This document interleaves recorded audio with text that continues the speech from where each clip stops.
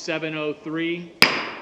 First thing is the Pledge of Allegiance. Sergio Casarubias, please lead us in the Pledge of Allegiance. Place your right hand over your heart. Ready, begin. I pledge allegiance to the flag of the United States of America and to the republic for which it stands, one nation, under God, indivisible, with liberty and justice for all. Okay, roll call. The record will reflect that all board members and cabinet members are here in person or telephonically or by whatever means of communication we're letting them do it nowadays. Mr. Bailey, you'll turn it over to you to swear in our new board member. Thank you. It is my pleasure to welcome Sergio Casarubas to the board this evening. Sergio, I get the pleasure of swearing you in as a student board member for this month. I would like to read a little bit about you, if that's okay. All right, let's get acquainted with Sergio. When asked which schools in DSUSD Sergio has attended, he states Indio Middle and Indio High School, currently in Indio High School, obviously, El Raja. Highlights of the educational experience in DSUSD, he says, having cool teachers. That's a neat highlight. And most memorable were band, track, ASB, bus rides, and of course meeting all his best friends, and a very nice campus, and fun dances, school activities, and rallies. When asked what his hobbies and interests are, music, video games, weightlifting, exercise, marching band, acting, watching anime. Leadership experience in Desert Sands and the community includes ASB all 3 years and Link Crew leader. His volunteer experience in the school and community includes CSF, volunteer work, band parades like the Date Parade, ASB work. And an interesting fact about Sergio. I've been in band since 6th grade and learned to play the flute, bassoon, and tenor drums. So to our members of the audience, to the board, let's welcome Sergio. And now we're going to put you on the spot. If you'll join me down front, I will swear you in. Yep. Secret passage.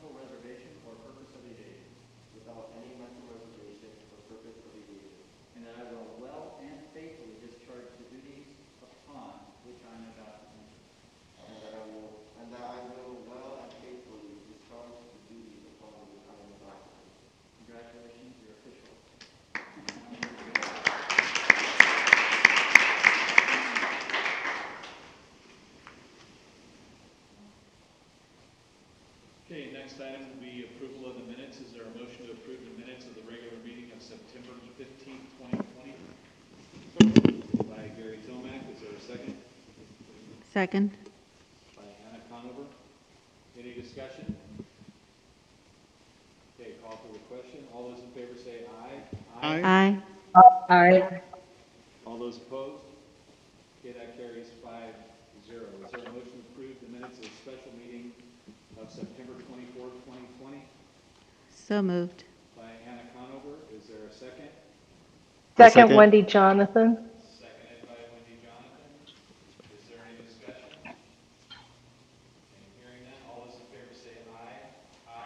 Aye. Aye. Those opposed? Any abstentions?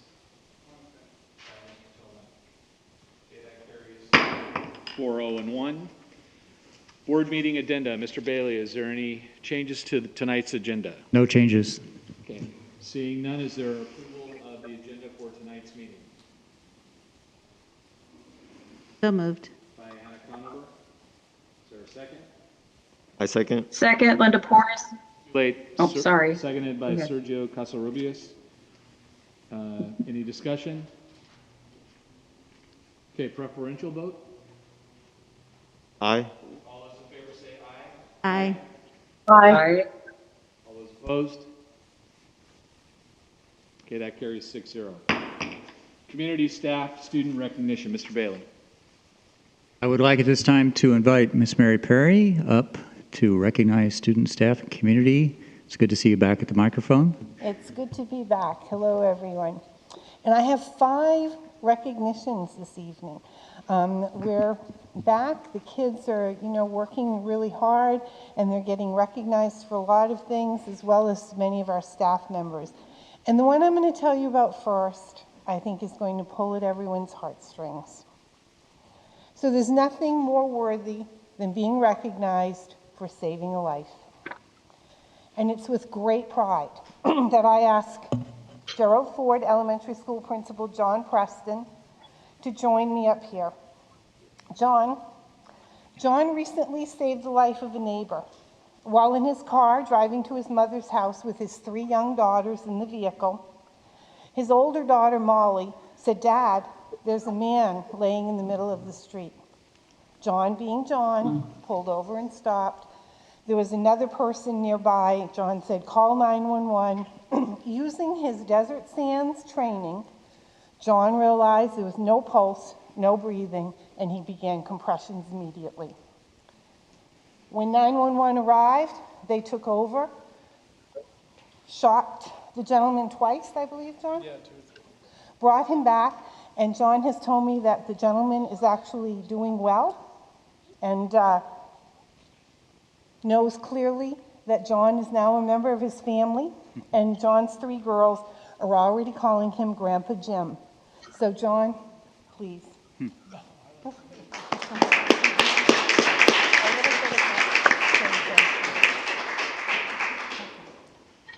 No, I just want to say thank you to the board and DSUSD cabinet and everyone here. I just did what I thought anyone would do, or what I would hope anyone would do for me.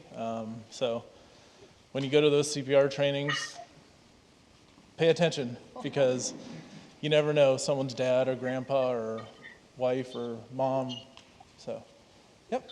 But yeah, he's doing well. He just got discharged from the hospital. He's going to be in a rehab center for a little bit, and we're hoping to meet him in person. So, yeah, very good. But thank you. Thanks, John. The next thing I want to read off is something I know you all know, but I'd like to publicly commend James Monroe Elementary School for being named a 2020 National Blue Ribbon School. The announcement was made by U.S. Secretary of Education DeVos on September 24th. James Monroe is the only school in the Coachella Valley, one of only 2 in Riverside County, one of only 36 in the state of California, and one of only 367 in the United States to receive this honor. The coveted award affirms the hard work of educators, families, and communities in creating safe and welcoming schools where students master challenging and engaging content. So even though Principal Joyner is not here this evening, I hope you'll join me in a round of applause.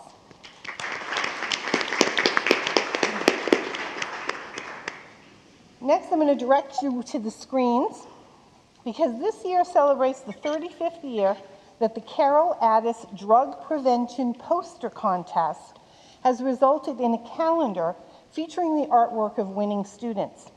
This year, 2 DSUSD students are winners in the contest based on this year's Red Ribbon Week theme, Send a Message, Stay Drug-Free. So our winners are Memona Mosa a second grader at George Washington Charter Elementary School, and her artwork is in the February page of the calendar, and that's it right there. And then we have Ellie Wooder, an 8th grader at Palm Desert Charter Middle School, and her artwork is featured in May. So again, if you'd join me in a round of applause for both of those young ladies. And while we're recognizing students who excel in the arts, I want to tell you about some local winners in the Coachella Valley Repertory Theater Writing Contest. It's the first year that they've held this, and first place winners received a check for $500, second place $250, and third place winners received $100. All students who entered a submission received a certificate of completion and a $20 Starbucks gift card. So here we go with our winners. In the 11 to 12 age category, all 3 students come from Palm Desert Charter Middle School. We have Holly Truby, Sydney Hordesta, and Addison Jackson. And just so, in case you're wondering, Addison Jackson is also the daughter of our own Orrin Jackson, principal at Summit and Horizon. In the age 13 to 15 group, we have Kira Etzminger, who's a student at Desert Ridge.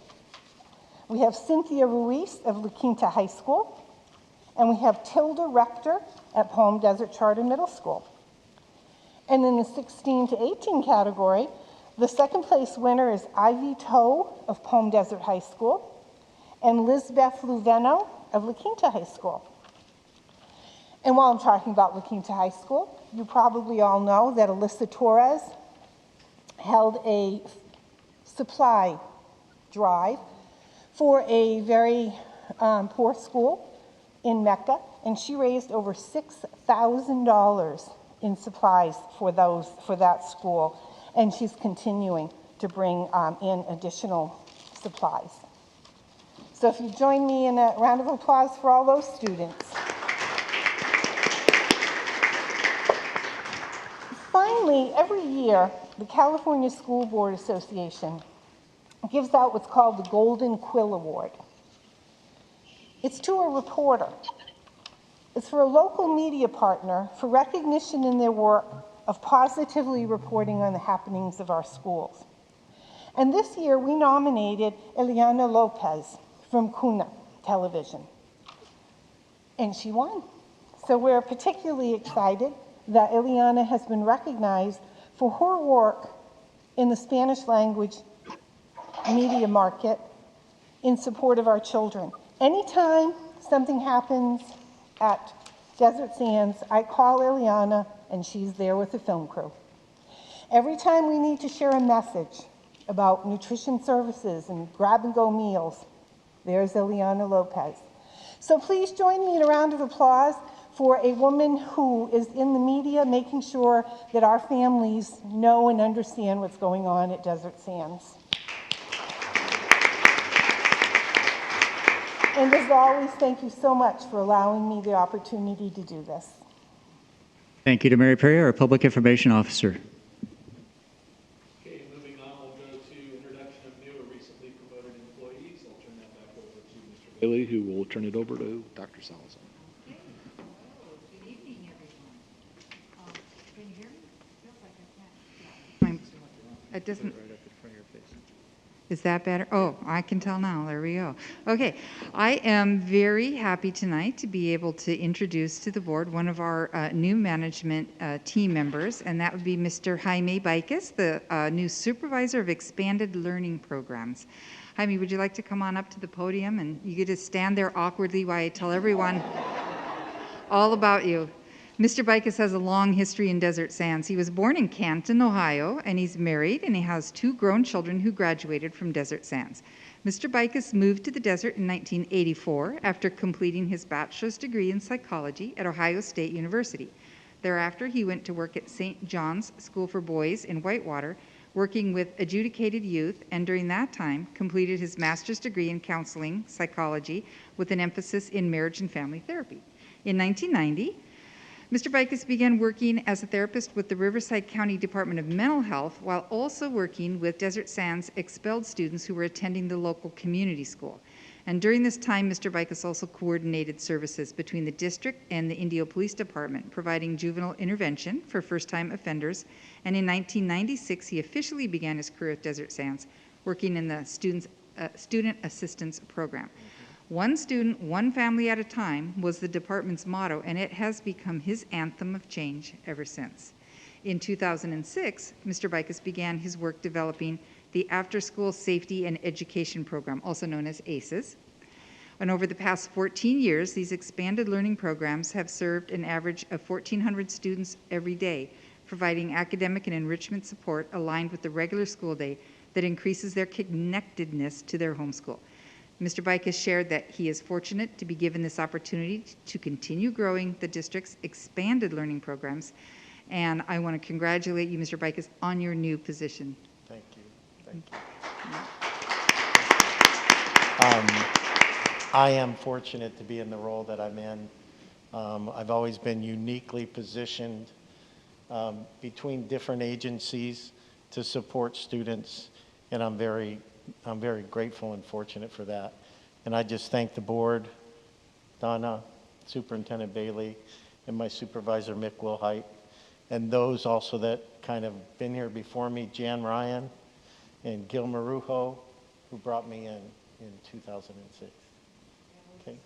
And I'm here with my wife tonight, Maria. She's my biggest support. So I thank you, and I look forward to moving forward. Happy that you're in this role. Thank you. And next I have the pleasure of introducing one of our new school psychologists, Kimberly Springer. Is Mrs. Springer here? Come on up. There she is.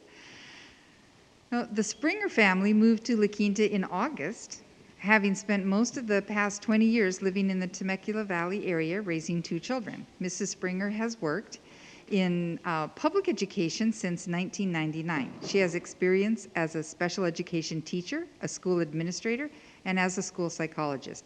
She holds a master's degree in curriculum and instruction from National University, as well as a master's degree in educational psychology from Azusa Pacific. In 2012, Mrs. Springer became a nationally certified school psychologist, and in 2015 became a licensed educational psychologist. Mrs. Springer believes that all students can learn and that school teams can be invaluable resources when they focus on communication, creativity, and collaboration. Kimberly Springer is excited to begin her 8th year as a school psychologist with Desert Sands. And Kimberly, we're very happy to have you here. Welcome to our district. Thank you very much. I'm very happy to be here. People have been so wonderful, not only in the city of La Quinta, but especially here at Desert Sands Unified. It's nice to be a place where you really feel like you're part of the family and so quickly. So thank you very much. I appreciate it. Oh, you're welcome. You're welcome. Thank you. Thank you.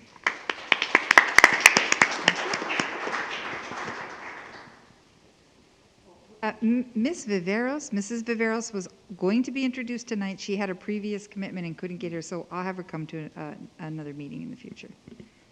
Thank you. We have 2 information items. We have the Williams Uniform Complaint Quarterly Report and no complaints. And then we also have the Head Start program reports for July and August of 2020. We'll move on to staff conference items. 13.1, the Desert Sands Unified School District Deaf and Hard of Hearing program. Mr. Bailey? I'm going to defer to Laura Fisher, Assistant Superintendent, Student Support Services, for this presentation. Thank you, Laura. It is my great pleasure to introduce an amazing staff of teachers that teach, work, love, and support our deaf and hard of hearing students. So they have a great presentation set up for you to learn a little bit more about what they do and about the staff that supports them in their programs. And our Senior Director, Dr. Charity Plaxton Hennings, is going to start the presentation and be the clicker as they go through. So I just want to introduce them. Anne Margaret Garcia is our deaf hard of hearing teacher at Adams Early Childhood Center. Darius Smith is our teacher for deaf hard of hearing elementary students that's housed at Jackson.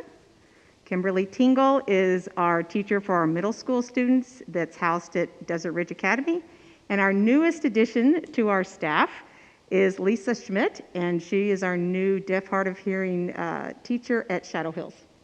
So you all get started, and we're excited for you all to learn more about our deaf hard of hearing programs.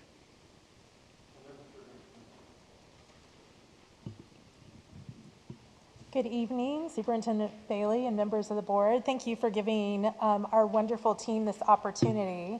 I'm just going to give you a brief overview of our program and then really turn it over to the stars of the show, which is our teachers in our deaf and hard of hearing program. I will tell you, one of the joys of this kind of task is to get to know some of your staff more in depth. And that was really a privilege to do that at this point in time and recognize the talent and the amazing just backgrounds and gifts of our teachers. So let me just give you a brief overview. We serve approximately 91 students in our deaf and hard of hearing programs. And the direct service and instruction is provided by our teachers here in Desert Sands. And then we have some itinerant services by specialists through Riverside County Office of Education, which complete activities like oral deaf instruction. Our audiologist works through Riverside County Office of Ed and provides those type of support services to our teachers and students in a collaborative effort. As Laura mentioned, we do have classrooms at Adams Early Childhood Center, Jackson Elementary, Desert Ridge Academy, and Shadow Hills High School. What's important to know is not only do we have the opportunity to serve our Desert Sand students, but we also have students that come from Coachella Valley Unified and Palm Springs Unified. And so we have agreements with those districts to service those students. And so it's really a valley-wide program that we're able to support with our talent in Desert Sands. So our programs are supported by audiologists, speech and language pathologists, and also our sign language interpreters, which you're going to have an opportunity to hear a little bit more about as our teachers share. So I'm going to ask Anne Margaret to come on up and share a little bit about our deaf and hard of hearing preschool program.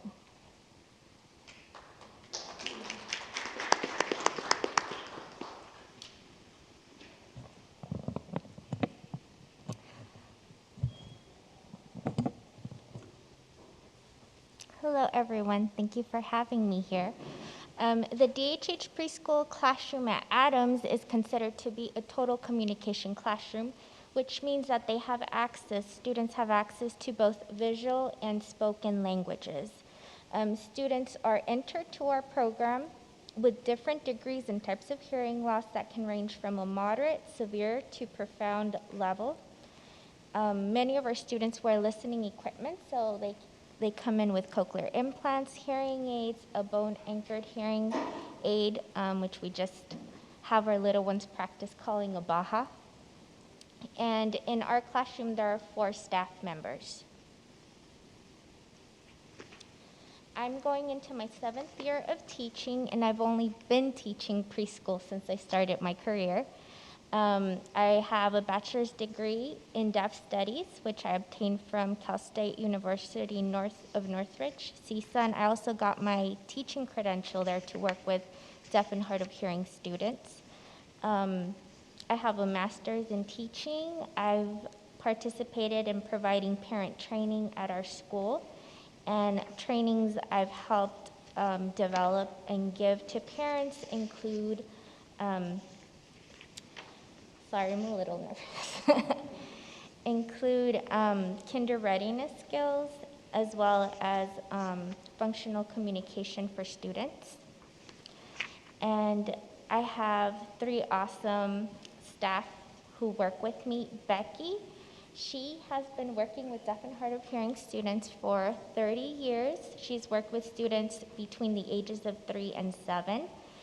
The way she got started in this field is she herself has a deaf daughter. And as soon as she found out and she was encouraged to learn how to sign, I just remember her talking about taking her sign language dictionary with her everywhere she went.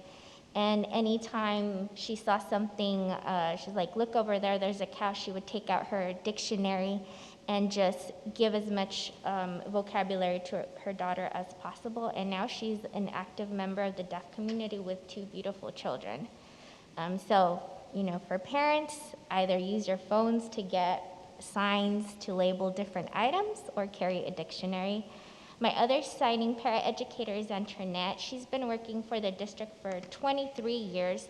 Her first 3 years were spent working in a different type of setting with students who had more significant needs, and then she went off to work with DHH students.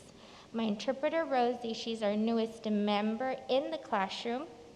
She's been working for the district for 12 years. She's had experience working in a DHH classroom as well as in the mainstream setting. In the DHH Preschool Program, students are between the ages of 3 and 5. They are both manual and oral communicators, so depending on the degree or level of their hearing loss, some can talk, some can still use listening, their listening skills. Others who cannot hear, they do sign, and that's how they communicate. Recently, I have a new student who comes in with more challenges, so we're working on having this child learn how to communicate using pictures. We use curriculum-based activities, and those get differentiated for students depending on their abilities and their needs. So I think I had one activity that I tried differentiating like 5 different ways for students, because last year I had some students who were readers, writers, and some who were learning how to match items. We monitor language development in our students by using the Sky High Language Development Scale, and that's given twice a year, once in December and once in May. And every 6 months, I get to talk to parents and see what kind of language behavior they know at home that is consistent. And it's really nice to see how much they grow just within 6 months. Students learn how to work with the sign language interpreter now that I have Rosie there. So during whole group instruction, circle time, any morning meetings or story times, students get to listen to me, read a story, and my interpreter is right next to me. So students have practice scanning, looking from the picture book, and then they go to the interpreter, which is an important skill to have. While I was going to the university, one of my classmates who was deaf felt very discouraged because she said, even though she was very happy to grow up in a deaf school, it was hard for her to get used to watching an interpreter, learning from her interpreter when her teacher was not the one providing the instruction.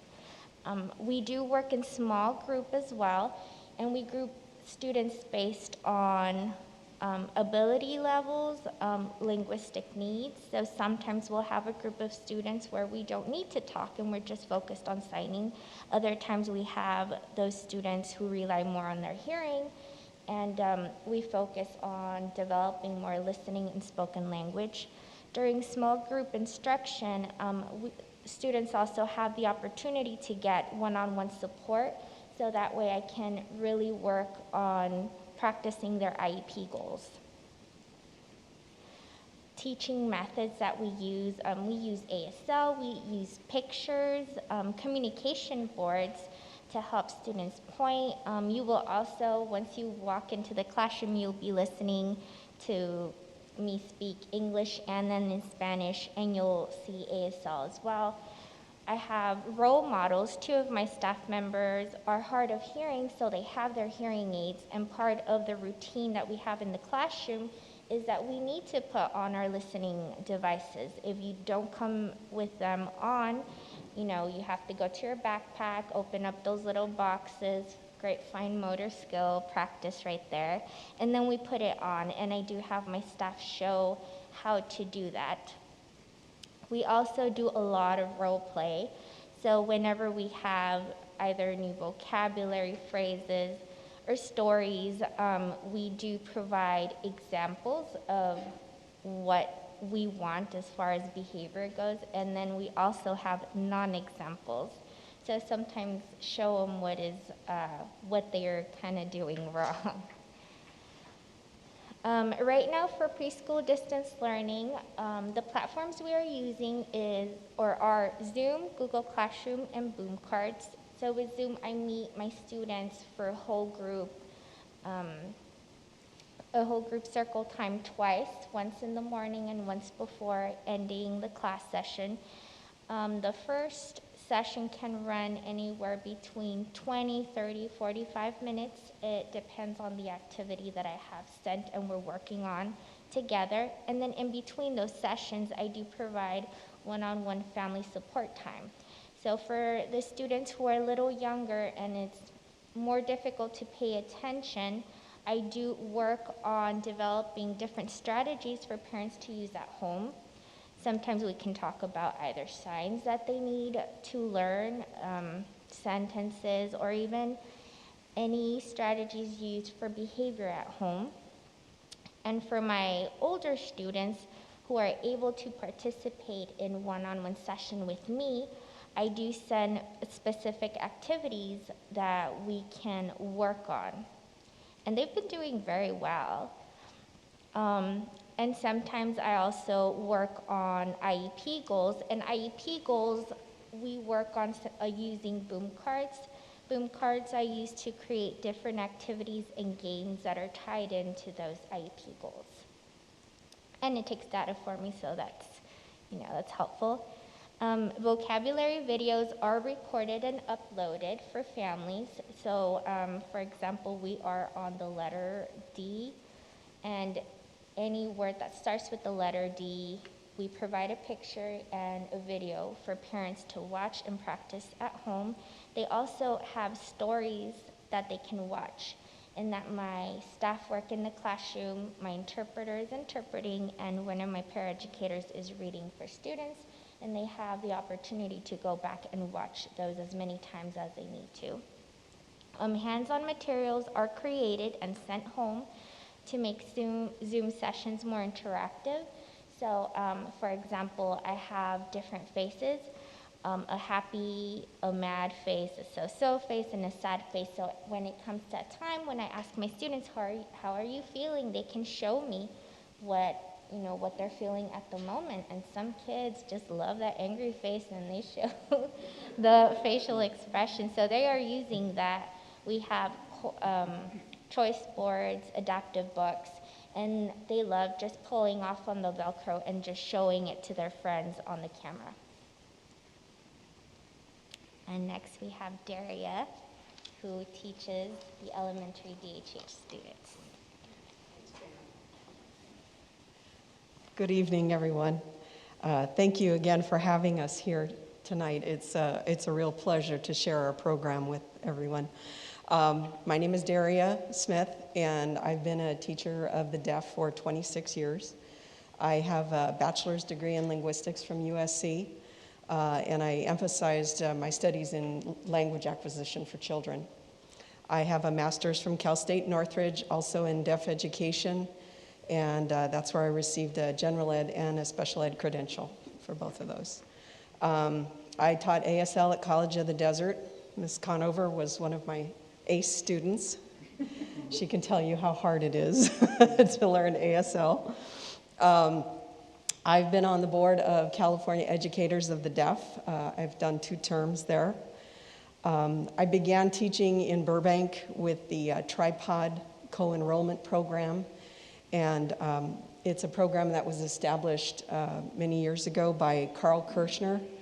And the idea is that deaf students and hearing students would learn together in a classroom with a general ed teacher and a special ed teacher. So I was able to participate in that program for 13 years before I moved here to Desert Sands. I went to Guam and I taught a 1-week educational interpreter workshop for the Guam Department of Education. I've developed a Deaf and Hard of Hearing Professional Development Day in 2019. I've been an induction coach for 8 years, and I'm currently on the Guiding Coalition at Jackson. I have a fabulous support staff. One of them is here supporting me now. I'm so excited. Delia Martinez. Delia is a child of deaf parents, what we call a CODA, and her first language was American Sign Language. So she has her EIPA certification for signing. My paraeducator is bilingual, but she enjoyed learning sign language so much she wanted to be placed in the sign language class. And now she's fluent in signing with the children. She's not an interpreter, but she is perfectly capable of handling a group of students without anyone translating for her. I have another paraeducator interpreter who has 26 years of experience. He's RID certified, which is the Registry of Interpreters for the Deaf, which is a national organization. And then my fourth interpreter is himself hard of hearing and began learning sign language when he was in elementary school. So I have a fabulous staff. I'm very excited. David Anderson is my RID certified interpreter. I knew I was going to forget names. Delia Martinez is my CODA interpreter. Richard Bada is my hard of hearing interpreter, and Janie Rodriguez is my paraeducator bilingual. In my program, we have kindergarten through fifth. So I have the little red schoolhouse approach. It works really well. The older students are mentors to the younger students in all areas, academic, social, and pretty much everything else, language learning. Students arrive with varying levels of language deprivation. They don't arrive with language from home. Anne Margaret and I work very well together in helping the children to learn a first language. Our instruction is primarily sign language, but we will use pictures, we will use gestures, we will use total communication, and in the words of Carl Kirshner's, whatever works. We'll do whatever the child needs. Next. We do have some students who have moderate hearing loss, so they can hear some. And for those students, we do use oral language if they need it or ask for it. Sometimes it's in English and sometimes it's in Spanish. But you can imagine the challenges of teaching 5-year-olds and 12-year-olds in the same room.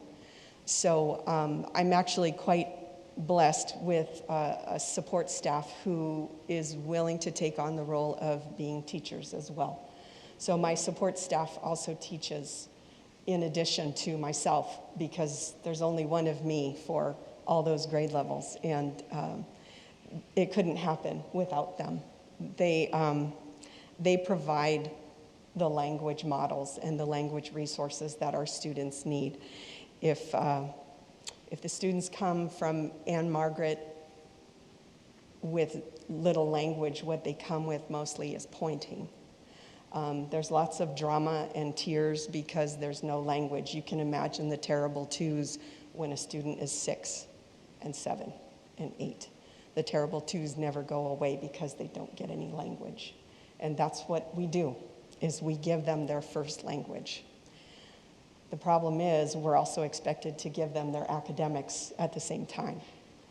And so that is a challenge for us, to provide language and school. So we don't sleep a lot, and we text each other a lot, and we email each other a lot to make sure that we can provide what's best for these students who have no language.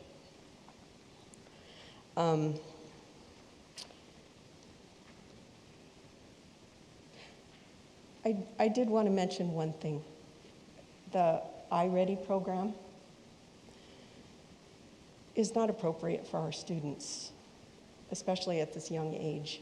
The iReady program is meant for them to learn and improve their reading, but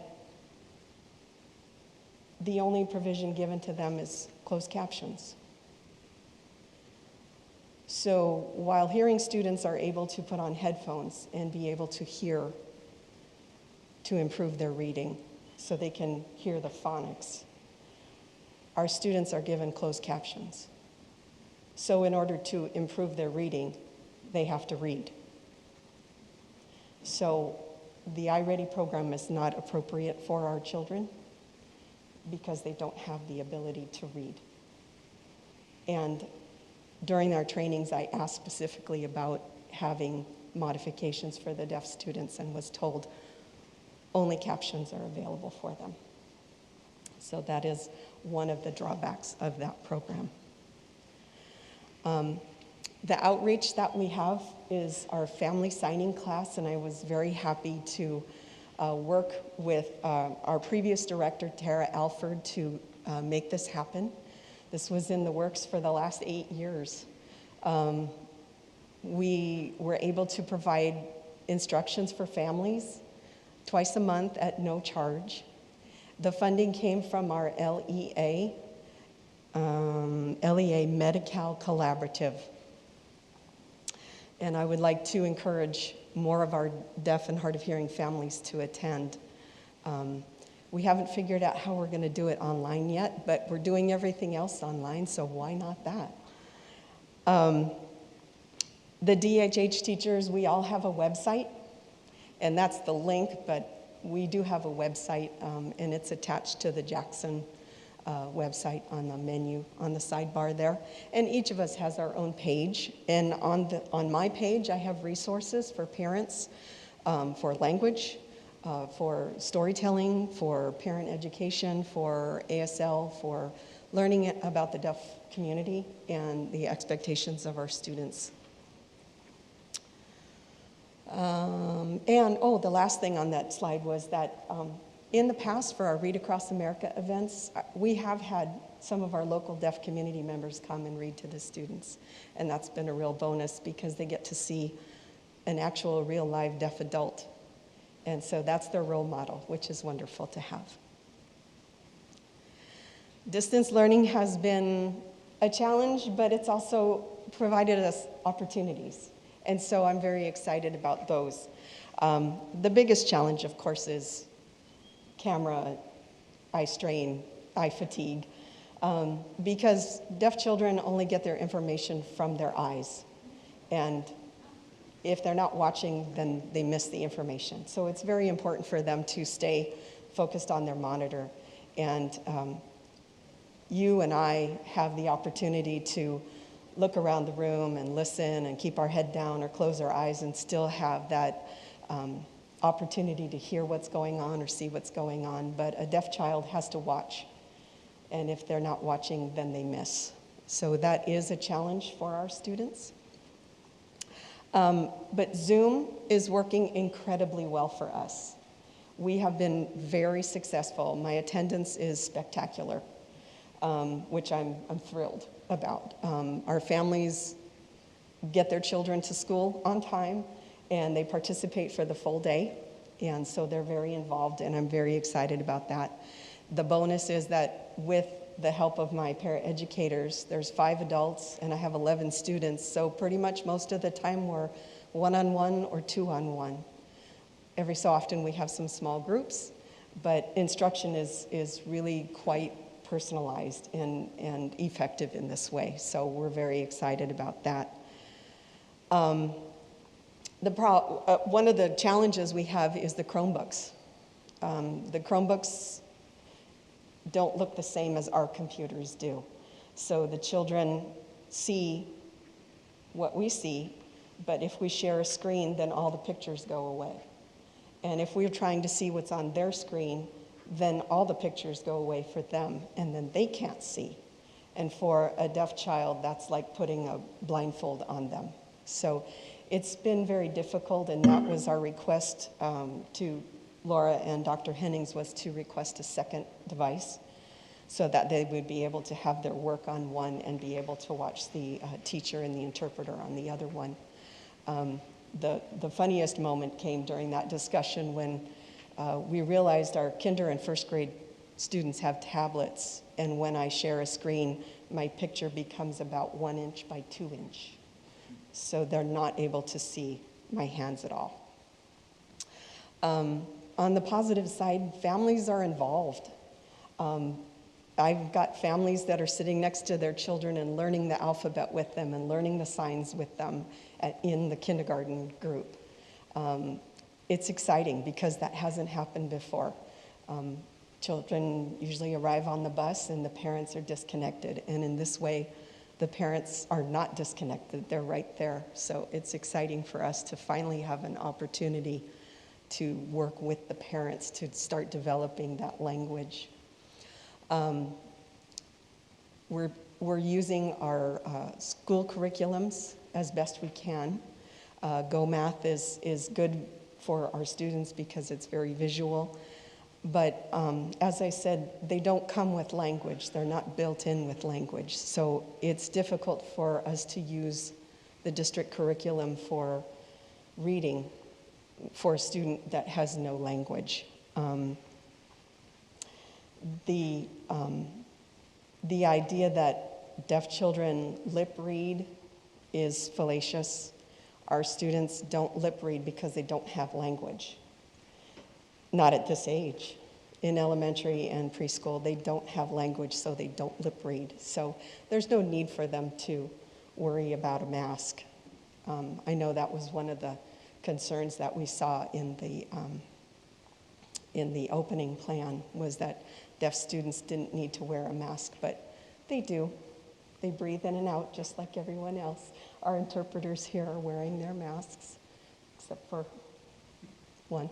It's hard though. They are hard to keep on, you have to admit. The bonus of our distance learning is that we're able to keep positive social distancing, so that's very nice. Part of the culture of deafness is touch, and for our deaf students to come to school and tell them not to touch will be incredibly difficult and almost impossible. So we want to encourage the children to continue to be social through the communication that we have. And the last thing I think I wanted to say was that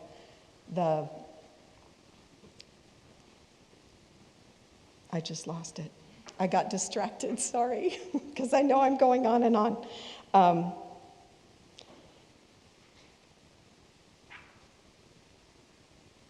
Oh, the last thing is right there on the screen. Video phones. Deaf people communicate with their doctor. They order pizza. They go on a date. They do all those things with a video phone. And that's the exact technology of Zoom.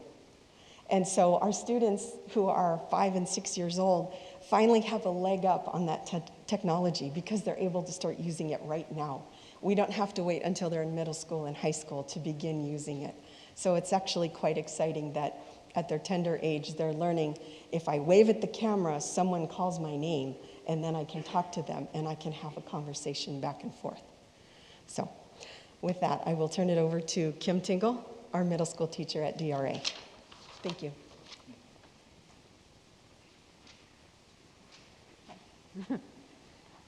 Again, thank you for inviting us to share our school programs with you.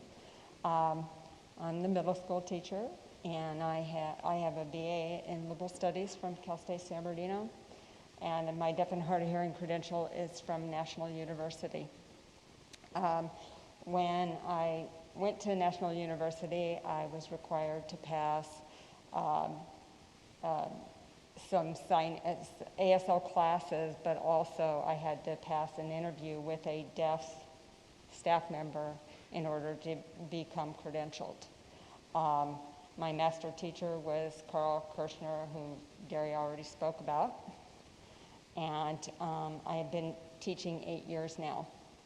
Before that, I worked in this district as an educational interpreter, and that was for 14 years. I passed the educational, oh wait, I knew I was going to do that. I forgot. The ESSE and PSC mode. I can't remember, I'm sorry. I meant to write it out. I have currently 2 paraeducator signers. My first one is fluent in ASL. She's been interpreting since 1990, and she attended more recently an educational interpreter training in July. She regularly attends trainings and workshops every year, and she is currently working on her BA in early childhood education. She has worked in 2 different deaf schools, and she stays current in deaf education and in ASL, and she does go to community events, deaf events. My second paraeducator signer has taken ASL classes since 2015. She worked in the middle school deaf education classroom, my classroom, since 2012. She is currently working on her BA in liberal arts, and she plans to be a special education teacher once she gets her credential. When she came to my classroom, she didn't know a single sign, and she has just picked it up. She just jumped in with both feet. It's great. My students are in grades 6 through 8.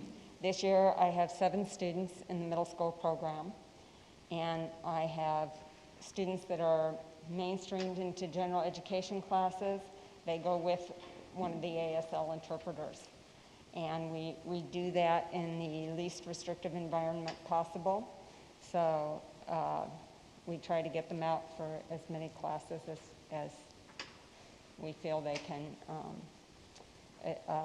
do well in. Instruction in my classroom, the DHH classroom, is done. I use voice, ASL, I use both, depending on the individual student's needs. We use Common Core curriculum as our guide for what we are teaching, but we modify it to meet the needs of each of the students and their language levels and their functioning levels. Last year, I started an ASL club at Desert Ridge Academy, and we encourage our deaf students to attend that so that they can be helpers to the other students. Okay. Distance learning has been a challenge. We do have, our classes are on Zoom, and we do all of the assignments through Google Classroom. The biggest issue that I have with the distance learning is that I have a couple of students that are in Coachella Valley Unified, and their internet isn't always the best, so sometimes their cameras go off or whatever, but they pop right back in as soon as they're able, so we're making it work, and it's working out. And with that, I will turn it over to the high school teacher, Lisa Schmidt.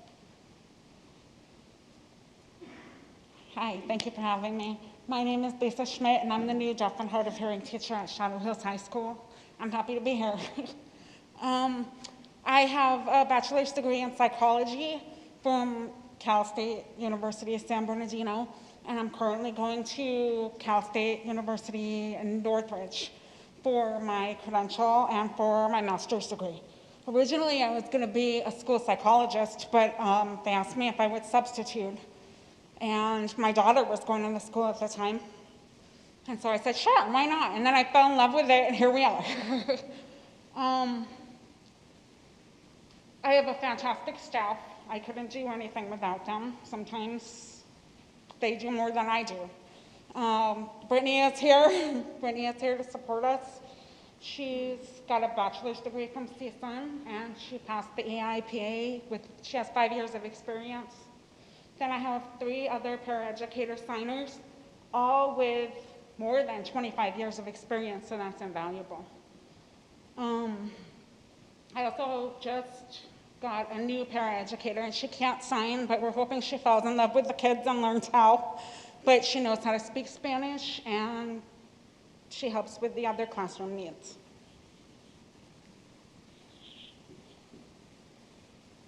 We currently have 9 students in grades 9 through 12 from all over the valley, both hard of hearing and deaf. Most of them use ASL. We have students currently who play baseball and in Lady Knights basketball. I think Shadow Hills is a little bit famous for deaf girls on the basketball team. We've had We've also had students in football, track, softball, so a lot of athletics, a lot of involvement in athletics. We also have 5 graduates from 2019, 3 in 2020. One of them was my own daughter. Of those, 3 of them went on to go to COD, 2 are at Gallaudet University in Washington, D.C. I'm sorry. The students have full access to both the visual language, which is American Sign Language, and spoken language of English. The curriculum-based activities, well, we change them, we modify them for their needs. The students are exposed to grade level materials and curriculum that is modified to suit their unique linguistic and cognitive needs. And the students are mainstreamed. In fact, we have 3 students that are fully mainstreamed, and they go out with an interpreter all day. And the rest are partially mainstreamed. For distance learning, we are using Zoom, Google Classroom, Google Jamboard, which is like an interactive whiteboard that the kids really love to get involved with. So it's like being in the classroom, and we can all work together on the same thing at the same time. We use Cami annotation, so I can show them, and then they could show me, and then we can do it together. That was backwards. Modified school-based curriculum. We have a virtual homeroom Google Classroom, so all the students, the parents, and all of the staff are all on one homeroom classroom. We can all put up ideas and things in the community. I have some cultural deaf events up on there, so the kids can see that there are other famous artists and actresses and actors and things like that, things going on in the world. And that's it. Thank you so much.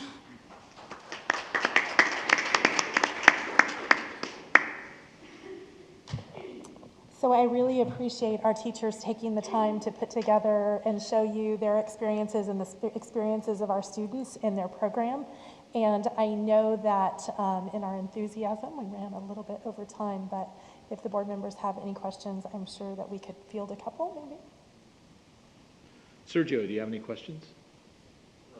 Okay, Ms. Conover? I don't have any questions. Thank you. It was very interesting. Thank you. Mrs. Jonathan? Thank you so much for the presentation. It was really enlightening. I do have a couple of questions. You said that iReady isn't appropriate for your students. Is there a program or something that is better suited for our deaf community?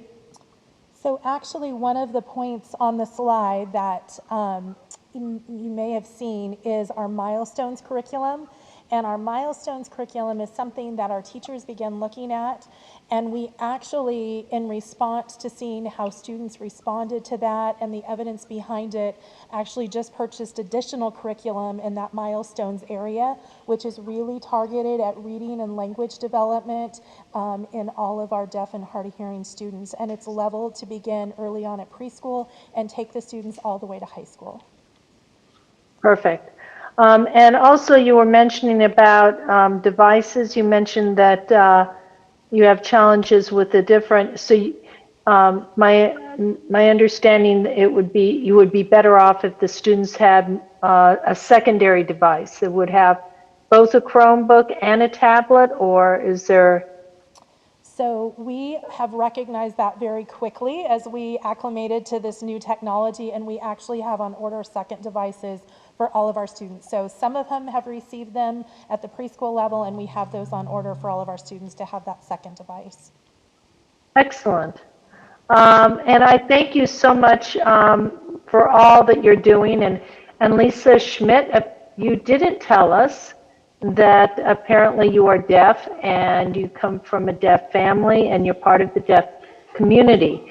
So you are a role model for those students. So I thank you for being a role model for our students. And I thank all of you for the hard work you're doing. I know it is a challenge, but you are truly making a difference in these students' lives.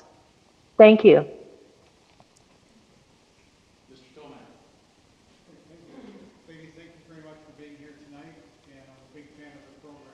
I remember years ago, a lot of people that don't remember this one all, we had a declining population here in La Quinta, and this board made a decision to close Adams Elementary School.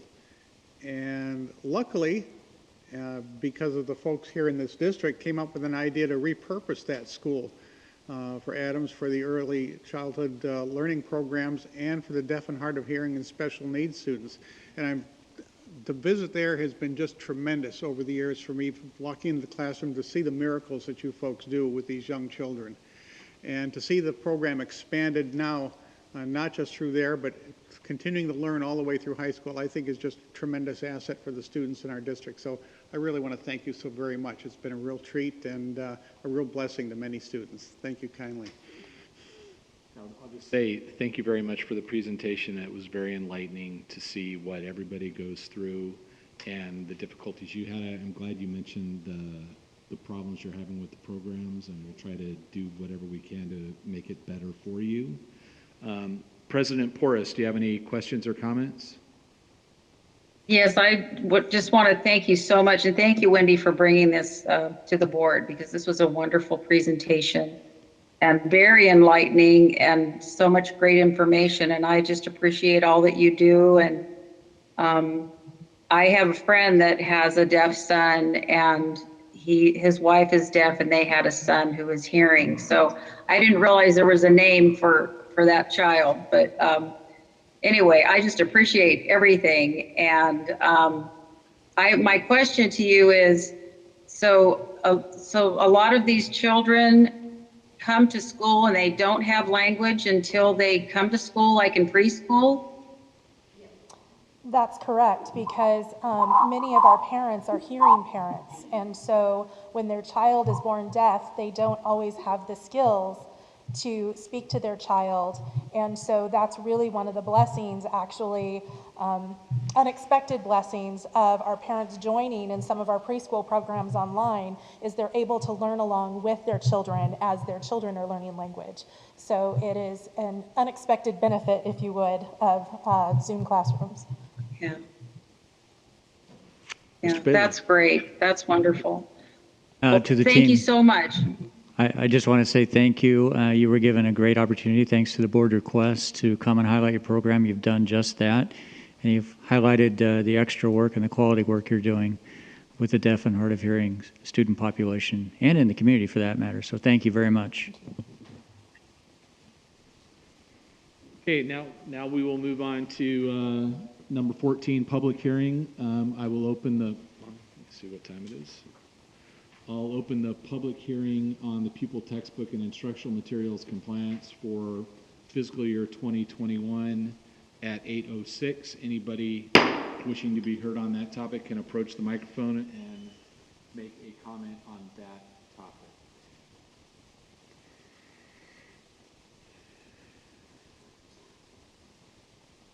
Okay, seeing no one approach, we'll close the public hearing at 8:07. Okay, now we'll move on to section 15, discussion on our COVID response. I'll turn it over to Mr. Bailey again for that. Thank you for that opportunity. This is a fixed item.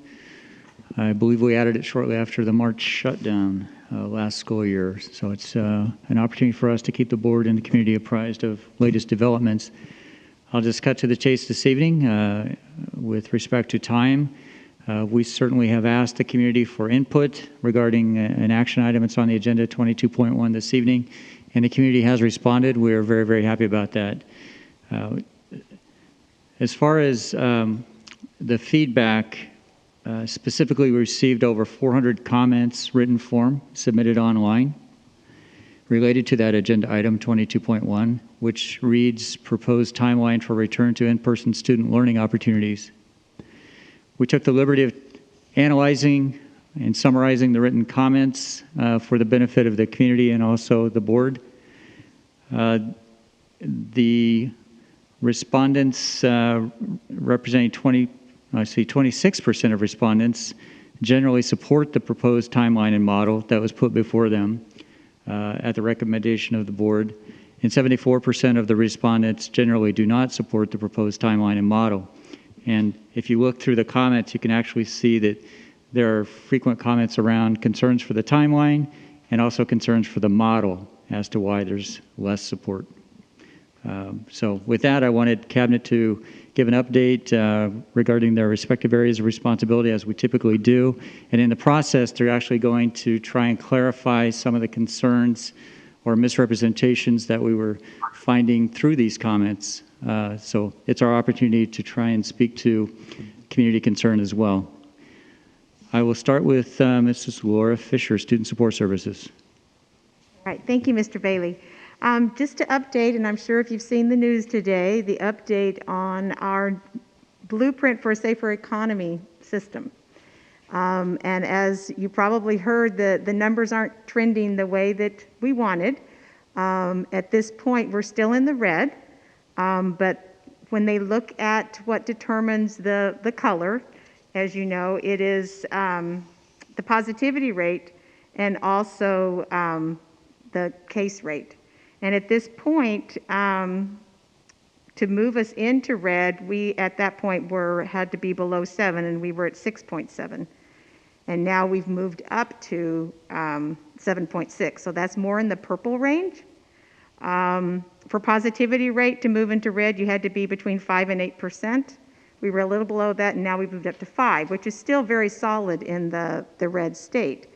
I've had conversations with Riverside County Public Health today just to get some clarification, and they did state that, that the state had clarified with them that we need to be in a more, to move to a more restrictive tier, we would have to have those numbers for 2 weeks before the county would look at moving us up. And you can't have, if you have a number in one color and a number in the other, you have to have them in the same color in order to be moved. So we're hoping as more people get tested and they're not, they're adjusting that case rate, that we will continue to be in the red and be able to stay there as a stable color. At this point, we are still considered red, so starting tomorrow, schools would have the opportunity to open. But we want to be very cognizant of where we are now and where it's trending. As Mr. Bailey stated, we wanted to clarify some of as we were reading through all the emails and had really good conversations with parents when they would ask, and all 5 of us from Cabinet fielded a lot of those phone calls. There are a couple of things that I wanted to go over that were concerns and questions, and sometimes some not necessarily accurate information that was being shared. One of them was about the face coverings. And as far as what we are following, as far as what's required, comes from the California Department of Public Health. And that is for every student 3rd grade and older is required to wear a mask. For students TK through 2nd grade, or actually 2 years old to 2nd grade, it is highly recommended. And it would be something expected for our Desert Sands students. And, I feel very confident. I see, and I know you do too, families out at stores, and you see the cute little, Batman mask and things that kids are wearing. And I'm really have the expectation that those children would wear those face coverings. But as far as requiring, we do have a right, if we have a child 3rd grade or older that will not wear us, that we would refer them and send them over to a distance learning type environment. But we can't require that for TK through 2nd grade. High expectations, strongly recommend, we can't require. As far as testing for our staff, what comes recommended from the state is to make sure that the staff is tested every 2 months. So it's 25% of the staff every 2 weeks. And we are looking at a health management system to keep track of that for us. And they would send out the event to the 25% that has that first 2 weeks, and then continue for the 2 months, and then it would be repeated again. As we talked about last meeting, we have a great partnership with Riverside County Public Health that is actually utilizing our old Amistad building for a testing site. And so our staff would have priority to be able to go there and be able to use their own insurance to go wherever they would like. But within that 2-week period, they would need to turn in their test results. So that's what we're following, and that's what the state is requiring. As far as screenings, Again, we go back and look, as I talked last time, I take the CDPH and the Riverside County and all the other recommendations, but it's been made very clear that what the state is recommending supersedes everything else. So what the state is saying with screenings is, to ensure that we are doing self-screenings for our staff and that the parents are going through the screening with their children before they either get on the bus or school, which would require a temperature, going through the symptoms. I think most of us, if we've been anywhere, doctor's office, they go through those same questions. If you've been around anyone with a positive test or you've had a positive test in the last 14 days. So the screening is already in our Desert Sands Moving Forward document. And so that's what we would be using to screen both students and staff before they enter the building. Now, as we talked about, if a staff or student at school becomes symptomatic, then our nurses obviously, would be taking temperatures. We would have that isolation room, and then that student or staff would be sent home, and there's a whole next protocol that we would deal with that. But as far as screenings, that was what we would have in place for screenings. Another thing that's come up is when we're talking about the possible movement with hybrid. For those students that are on transfers, you definitely do not lose your transfer status. You maintain that status at the school that your child is in, no matter what. That doesn't make a difference whether you're a transfer student or that's your home school, because I know I answered that quite a bit in the last couple of days too.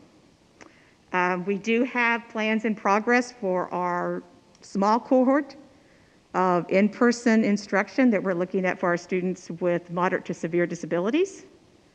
And so we are working on, we've sent surveys out to parents of those particular students, made phone calls to determine which parents were interested in that, working collaboratively through personnel as far as negotiations for the MOU, and that's coming along, so those plans are in progress, and those parents and students that are wanting to come in for that, we will be moving along in that plan. Just to kind of end with a little different note, yesterday was World Teacher Day, and it was also Wear Blue for the World Day of Bullying Prevention. And we know with our kids on distance learning, it can be so difficult to ensure that we're really, meeting the mental health needs. We've put so many things in place that, I'm still seeing reports from teachers and counselors if we've had students that are having, mental health issues, suicide prevention, all those kind of things are still coming in. And our teachers are still working and doing the SEL lessons that were developed. So we really are trying, if any families have any questions, please reach out to our SAP counselors for your school site, to your administrator for your counselors there at the school site, because we still always want to make sure that we're addressing the mental health needs of our students. Thank you. Thank you. I'll now go to Dr. Kelly Mae Vollmer, Education Services. Good evening, everyone. I was just waiting a moment for my microphone to sync there. So I'm going to go ahead and start with some general COVID-19 updates and then also give a bit of a response based on feedback that we've heard from the community over the last week. One of the things that was mentioned a few weeks ago is that we had purchased 65-inch large format displays for all of our classrooms that did not have them. And those have the interactive touch overlay, really believing that those would be very beneficial during a distance learning or a hybrid learning environment. And so those have started to come in. They're coming in waves, and they'll continue to come in over the next couple of months. And so we'll be getting those out to school sites as they come in. Additionally, over the past week or so, the senior directors of educational services have been visiting classrooms across the district. They've been visiting them virtually and then also physically going out to the sites to see the setups that the teachers have that are working from their classrooms. And I'll start doing those visits this week as well. And it's just been honestly very, very impressive to see the physical setup and the virtual setup in classrooms, as well as the use of the digital district curriculum and the engagement strategies that the teachers are using, and just so very proud of all the work that's being done there. Also, we talked a little bit last week about the iReady diagnostic, and I appreciate Wendy Jonathan doing the follow-up question, certainly with our deaf and hard of hearing students, because we want to make sure that they have what they need as well. But we have just about concluded the first round of the iReady diagnostic, and so as I mentioned last week, we spent some time training our school administrators. And this week we've started some more training with our teachers, and that will go on throughout the week. And those trainings are specifically focused at looking at that data and trying to identify where learning loss may be evident, and then making decisions on how to use that data to plan instruction and intervention for our students. Also, October 9th is a professional development day in Desert Sands, and there's a lot of different professional development going on. A couple things I want to specifically highlight is a number of our schools will be participating in training around trauma-informed practices, the ones that did not do that training last year. There will also be some iReady training that's going on. And then Educational Services, in addition, is offering training throughout the month of October on Nearpod, and also some mini after-school trainings for our secondary ELA teachers. Additionally, our Career Technical Education Director, working with Student Support Services, met this past week regarding professional development around career technical education opportunities for our students with disabilities, and ensuring that there are great opportunities for all students in Desert Sands. So very excited about that training that's going on. And then additionally, I just want to comment, as Mrs. Fisher said, reading through some of the comments and some of the feedback, and I thank everyone for taking the time and the opportunity to give us that feedback. One of the concerns that we heard greatly is the creation of a virtual school and the possibility of losing that school connectedness. And so I just want to share that we're working diligently to minimize, and I know Dr. Salazar will talk about that maybe a little bit more, minimize disruptions that can occur once we're moving back into a hybrid, or moving into a hybrid model, not back into a hybrid model, but really making sure that even if students remain on a distance learning program, that we do everything we can to maintain school connectedness. And one particular thing that was brought up was high school graduation. And understandably so, students that have been a part of a school community for a number of years want to be able to participate in those graduation opportunities with their peers. And that absolutely is our plan in Desert Sands. So even students that are on a distance learning plan would still be able to participate in those activities with their home school during graduation. And that concludes my update. Thank you. We'll just move right on over to Mr. Jordan Aquino, Business Services.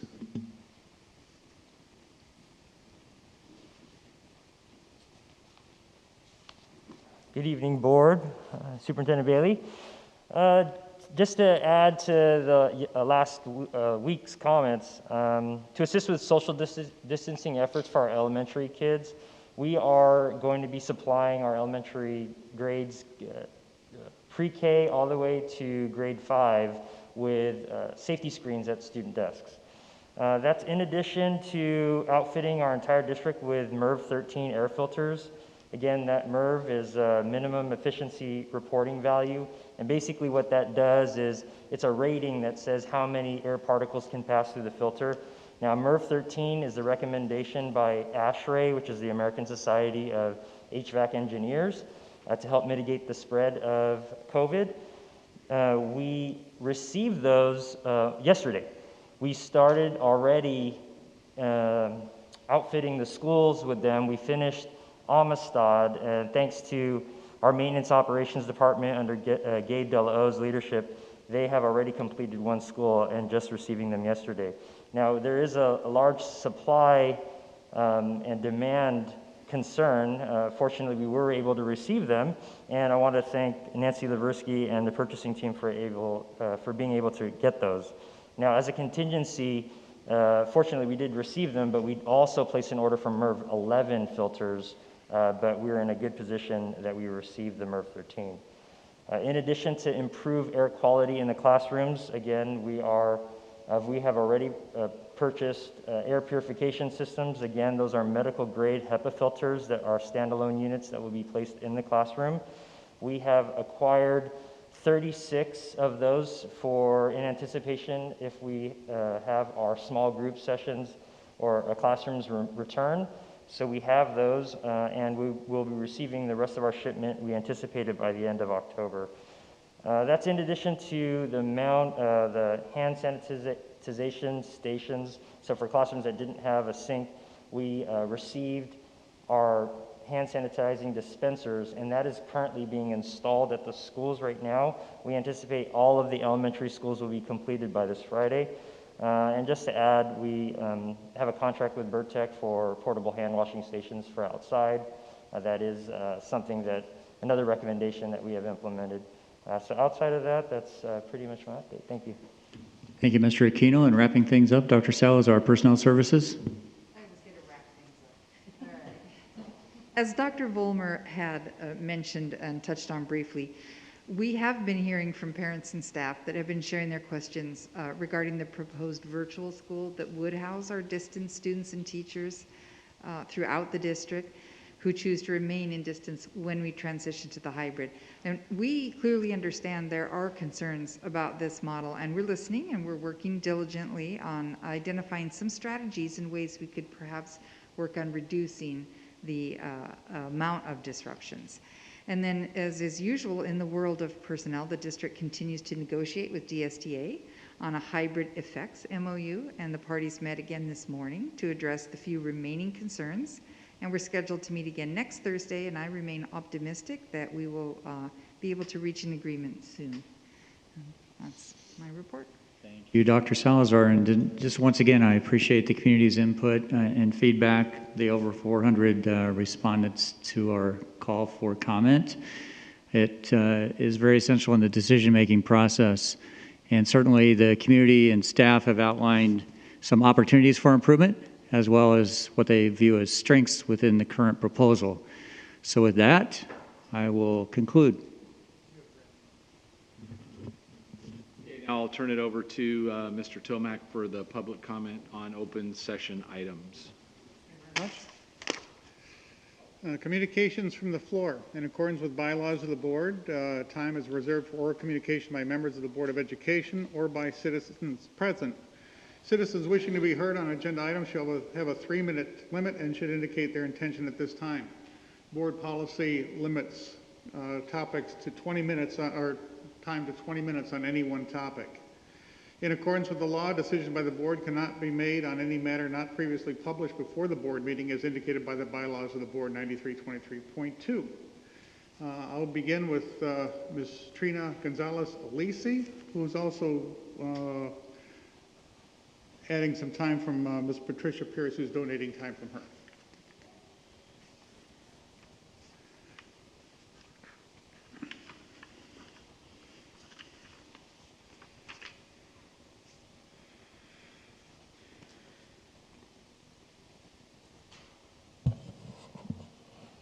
Good evening, Cabinet and Board, and all those in attendance here this evening.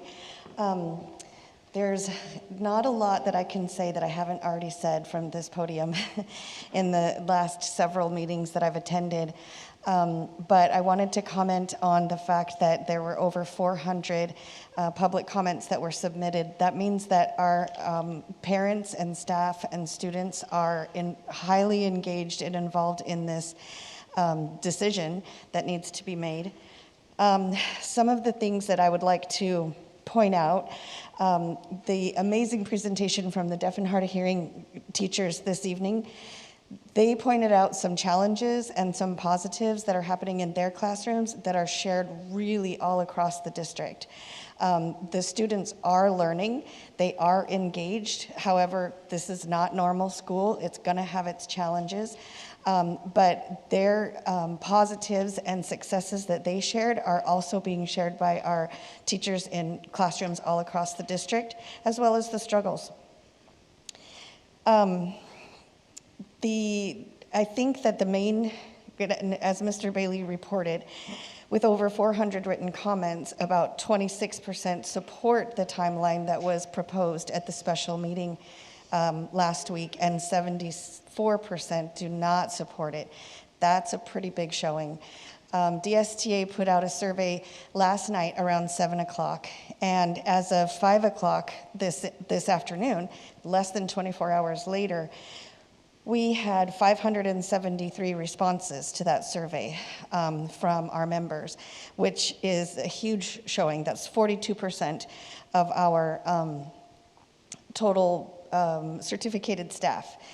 And we plan to keep that. We asked questions not just about, it wasn't just about which do you prefer, hybrid or distance learning. It was more in-depth, what are your concerns? We really wanted to draw out the same concerns that you got in the public comments that were submitted. We do plan to leave that survey open throughout this week. Sorry, 50%, more than 50% of the responses for members who are uncomfortable returning to in-person teaching and learning before January. So that's what our data shows so far. We plan to leave the survey open for this week. We also are going to have a town hall meeting on Friday and another one on Saturday, just to give people an option to attend.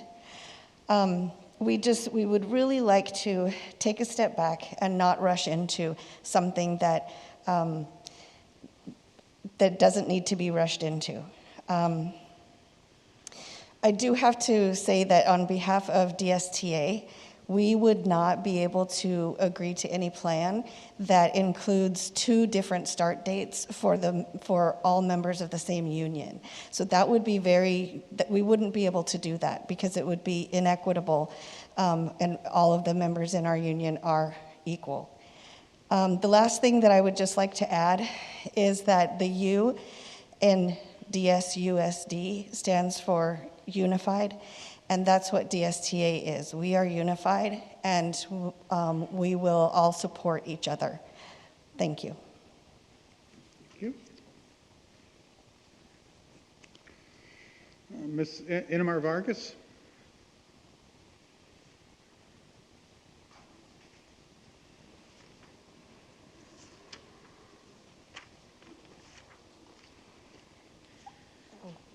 Can I? Okay. I need to make sure. I'm not touching it. I am the mother of a 1st and a 4th grader at Franklin Elementary, a 6th and an 8th grader at Page Middle, and a junior at Shadow Hills High. I'm also the wife of a Desert Sands teacher. Ideally, I would love for everyone to be back in the classroom, but I definitely consider their lives more important than the time they have in the classroom. No, I'm not, as some would say, paralyzed by fear.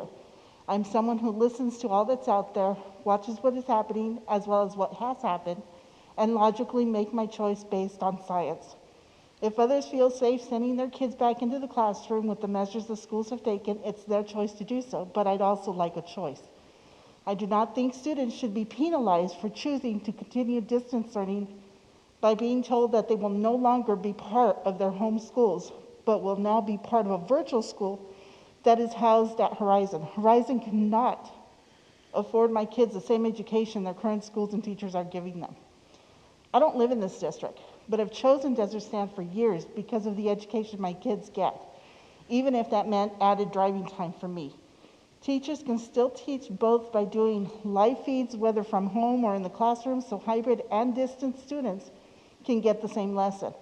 Their social emotional well-being has been discussed numerous times with such concern, yet isn't that exactly the distress the district is causing by removing these students from classrooms, albeit virtual, with familiar classmates and friends, to put them in a school they know nothing about, including unknown teachers and other students? I've been one of the fortunate ones to have all my kids' teachers very involved and interactive with them, and me. There have been some changes in how subjects are taught, but I'm personally watched my husband in the classroom and virtually, and he continues to teach the same way he always has. Why force people to choose hybrid when, regardless of which you choose, you're telling us classes will shift anyway? For those thinking we have a choice, no, not if we want our kids to stay in their current schools. If this were to pass, my daughter, who attends Shadow Hills, greatly for the music program with Mr. Bluto, would no longer be able to take his class. She probably wouldn't be taking any music class. She works hard to be competitive and potentially earn a scholarship in music. She gets excellent grades in all her classes to have many options for scholarships. But you've just narrowed her chances by removing her from the shadow, and you've potentially damaged the music program, as I'm sure my student is not the only one who this would affect. There are many other students and programs Horizon will not be able to accommodate. So really think about what you're doing, making decisions as a board. Are your kids affected? If not, put yourself in my shoes. It affects my students in each of the levels, elementary, middle, and high school. It affects my husband as a teacher, and it affects our household. That includes my 81-year-old mother who lives with us, as is typical in a Mexican home to have multi-generations living under one roof. For us, hybrid is not an option, but neither is Horizon. Thank you.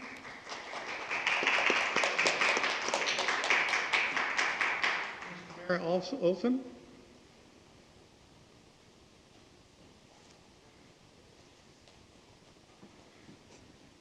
Hello, everybody. I wasn't planning on talking today. I did do a comment earlier, but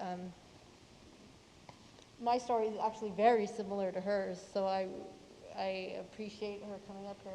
It's going to probably sound almost dead the same. My student is a junior at Palm Desert High School, and someone forwarded us. Could you speak a little closer to the mic, please? Yeah, sure. Is that better? Someone forwarded us the September 30th board meeting, and I watched it, the whole thing, and I found some issues with it, very similar to everybody else. Widespread tier going down to substantial tier. It's still substantial. We're right at the top of it, and as you stated, it's up anyways, which I saw today as well. I just don't think we should be rushing it. I think it's pushing it way too quickly, and I know at least for high school, it's not till January, but we have no idea what's going on. Just like in the closing of the 9:30 meeting, somebody had said something like, oh, it's the governor's fault, and 9 months has gone by, we haven't come up with a plan. Well, COVID isn't on a schedule. We don't have any schedule. This is a whole new thing. So it's not like there's a time period, something has to be followed. It just, again, seems like we're pushing things. And my exact same sentiment about the hybrid, it's like you're forcing people who want to do distant learning to pick to go to Horizon, and I just think that is ridiculous, and I think it's punishing those students who are doing well. My son has all A's. He's thriving. They engage daily with teachers. He's engaging with his students, leading groups, doing group projects. He's doing a lot more homework this year than he has the last 3 years. So, I mean, this is actually, I think teachers are doing extremely well, at least the ones that he has. We haven't had any problems. I asked him today how many students are showing up to class because they can see. He says 30, and that's assuming that's a full class. So I don't see what the problem is. My son also is in band, and that's a concern of mine too, because if he does continue to be on distant learning, it's my understanding that he won't be in band. He's been in Palm Desert High School band. And so I agree with her fully, to where it seems like it's a punishment to him or any student who's involved with these extracurricular activities that they won't be able to continue to do if they choose to be safe. And I too have a grandmother, or his grandmother lives with us as well. And it's just, we're trying to keep our family unit safe. So I thank you.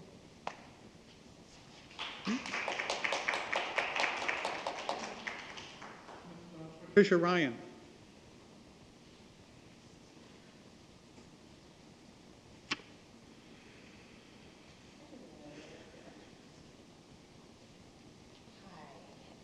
I'm Patricia Ryan. I've been here a few times this year, and I appreciate all the hard work you guys have done. I appreciate DSTA, what they've done. It's just been, I know, a lot of work for everyone, so I appreciate that, so thank you.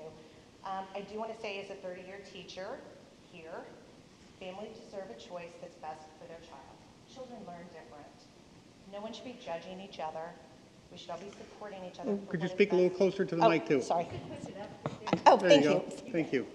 No one should be judging one another. We should all be supporting each other, because our goal is to actually see success in our students. We've been great at closing the achievement gap in our lowest socioeconomic groups. You know, and here we are, like, everybody's just concerned about their own needs.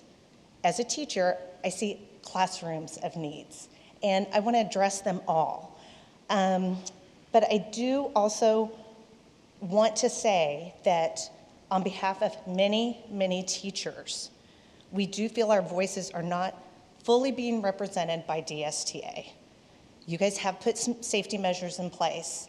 I've been teaching on campus every day. I feel like they're very reasonable and the expectation is fair. Many people have contacted me. Maybe I'm the oldest, maybe I'm the one willing to take the hits, but they have reached out to me that they're ready to be back in if that's what's best for our students. We have people that definitely need to be a distance learner. We have staff members that need to also be a staff distance teacher. And we have their backs on both sides, you guys. As a teacher, I will support those kids that want to distance learn. I also will support the ones that want to be on campus. And for my colleagues, I have a few that, we have a colleague that her son had cancer the past 2 years. I have her back. There is no way that it would be safe for her to be on campus. We're here to work together. But there are people that are ready to move forward because we see what's best for students. That's what our goal is here, you guys, the students. Not us, not you guys, not the parents, it's the students' needs. Well, families, I should say families, sorry, but it's about our students. So please consider that when you're voting. And we do have to make baby steps. You guys put a lot of work into this, and baby steps can be adjusted. Okay, they really can. And I appreciate all your work. I know everybody here is very passionate, and I applaud all of you for just being involved and caring so much. So thank you. I appreciate it.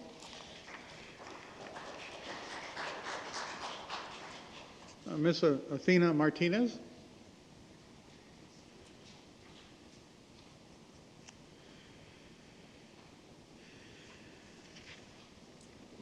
I just want to thank the brave teacher who came up here before me and talked about how so many teachers in Desert Sands Unified do want to come back to the classroom. And I used to work in Desert Sands Unified, and they've confided in me. They feel bullied, they feel like their voices aren't being heard, and they feel scared to stand up for a return to school. But you saw their voices in the survey when 67% of them said that they wanted to return, and they really haven't been represented, and that's sort of sad. So I'm really happy to see a teacher standing up here unafraid to share her desire to return for the students, because it really is about the students.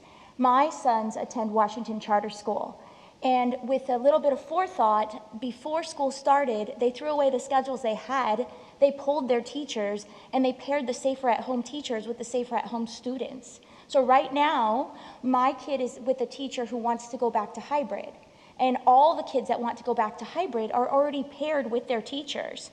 Not a single student needs to be disrupted there. They made sure of that before school started. So they would be ready to go. Not only that, but they have the technology, the screens that you talked about. They've piloted them so that they could teach synchronously at home while they were teaching students in the classroom, so as not to disrupt the learning and have a consecutive sort of 5 days a week of instruction. Washington Charter could chart the course for the rest of the district if allowed to open on November 9th. But I know that the union has a lot of concerns about the individualistic thinking of the Washington Charter teachers and parents and administration. But they're ready to go. And they already have, nobody's gonna be disrupted or go to Horizon in that case. I'm sorry that the other principals didn't do that. I'm sorry that they weren't given the direction to try to pull their parents and students in advance of starting the school year, but should that really penalize the school that has it ready, that has it together to go on November 9th? And so I'd just like to say, you know, I do have also a problem with the elementary schedule as it is, and I think the school sites should have more flexibility in designing that hybrid schedule that works for the parents and the students and the staff on a school site basis. Because each school site is different, it's even geographically different, it's different staffing needs, different student needs. So you really have to look at each school site and which school sites would be ready. But I don't even know why I'm up here, because the union president just said, if everybody doesn't go back at the same start date, we're not going to negotiate. So everybody heard it here why we might not be going back. When Xavier, when Palm Valley, when Desert Christian have been out there operating safely with these precautions that you have put into place, but my kids are held hostage. And who's holding them hostage? I'll just leave with that question on. Great. Thank you. Ms. Kimberly Hetherington.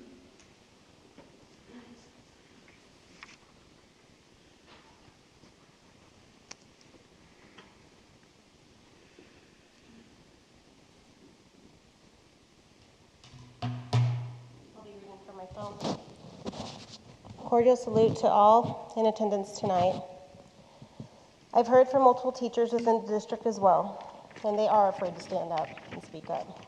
So I'm not going to continue on that note, but have it be known.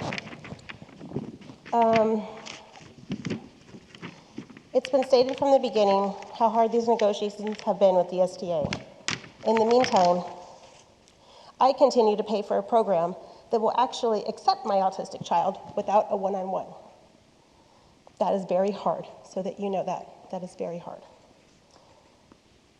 For him to have an appropriately, safely planned and executed distance learning classroom environment at the YMCA, actually with a few of his fellow students from Amelia Earhart. Pretty gut-wrenching.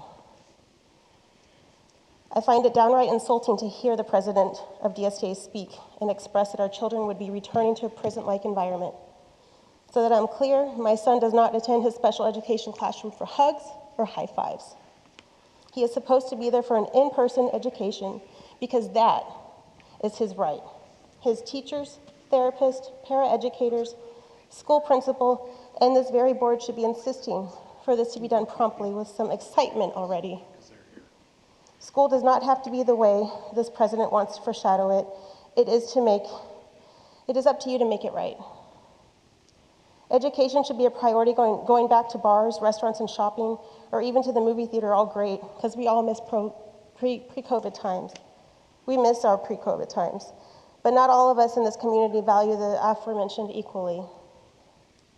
But what we should have value is that it's the education of our children. At least I'd like to think that most people value education. Certainly those of you that are in the class, in this room would value education over much else. Many can argue that education is the great equalizer and the public school system is a lifeline. The reassurance that we can guarantee our children, all children in this community, will have access to this. Crisis management distance learning was never meant to be a forever format. The end goal has always been return to school. What is the holdup? There's not solid evidence that demonstrates that this virus is transmitted more highly in elementary age school children. Granted, we certainly are not testing school age children routinely to obtain this data. But the point is, there are ways to create a safe, in-person educational experience for our children during this pandemic. Parents and teachers need to come together to help assure our most vulnerable citizens, our children, and their needs are being met. And just remember that this is assuming all parents are the ones that, are great parents like me that advocate for their children. Some of them don't have that right being met at home. Please rally to open our schools positively.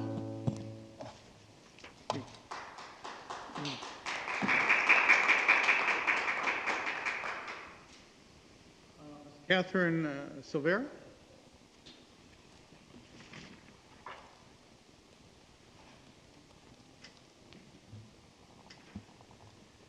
Imagine you are a teacher, an elementary school teacher. You spend all summer preparing for your students to come, buying supplies from your own wallet, reimagining your curriculum.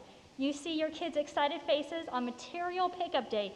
You learn their names, their likes, their dislikes, how they learned. You bond. And you teach them to trust you, all virtually.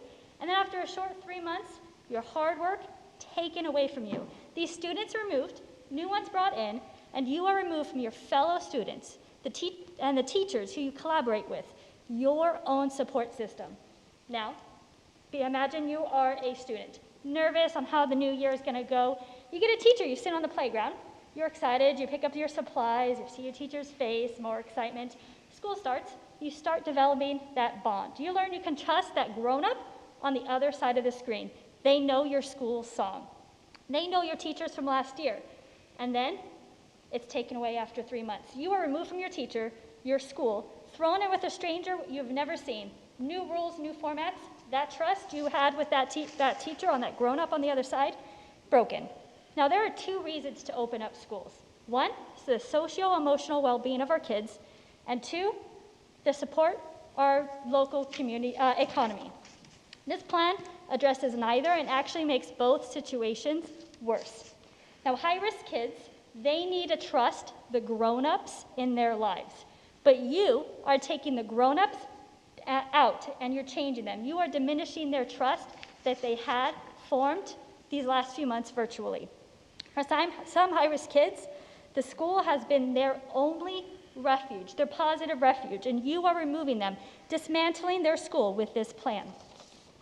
All for 8 hours of physically being in a school, 2 4-hour sessions with no breaks, no recess, no preps, an environment even unworthy of our prison system. And this is less face-to-face time than they are currently having right now via Zoom.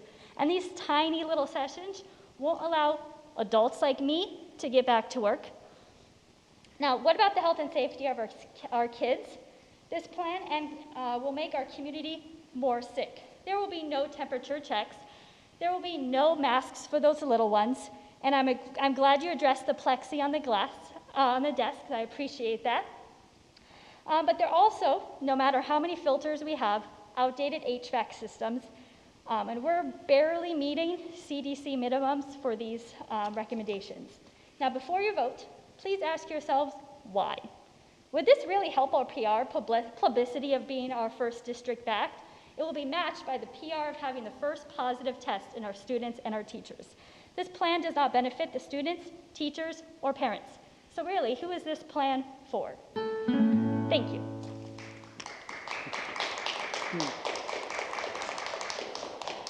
Okay, so we've heard everybody that's turned in a blue sheet, and we can limit, we're going to limit discussion to the 20 minutes of random questions. So even though everybody talked on the same topic and we've already gone 20 minutes, we're going to do an additional 20 minutes of random questioning. So if we can get the clock set to 20.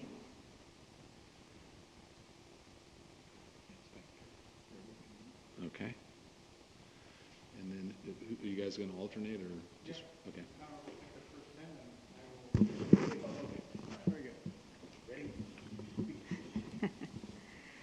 Okay.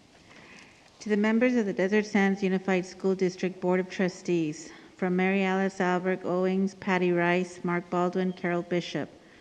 No one wants students back on campus more than elementary principals do. Our focus has always been on student achievement and support. However, we have concerns about the process we are undertaking in order to bring students back onto campus successfully. We believe it is critical to have enough time to inform and communicate with our school communities about the differences between a hybrid model and a virtual academy. Parents have to understand how each model will work. Sometimes going slower to do something well is required. We want to be unified in our approach, and we want to be able to completely answer questions to reassure parents, students, and staff that we have their education and safety at the forefront of our implementation. We would like the board to know that distance learning has provided 5 days of opportunities for powerful and engaging instruction. Students are largely attending, engaged, and most importantly, demonstrating the acquisition of new learning. Our teachers have rapidly developed capacity and increasingly effective strategies to deliver instructions in a virtual setting.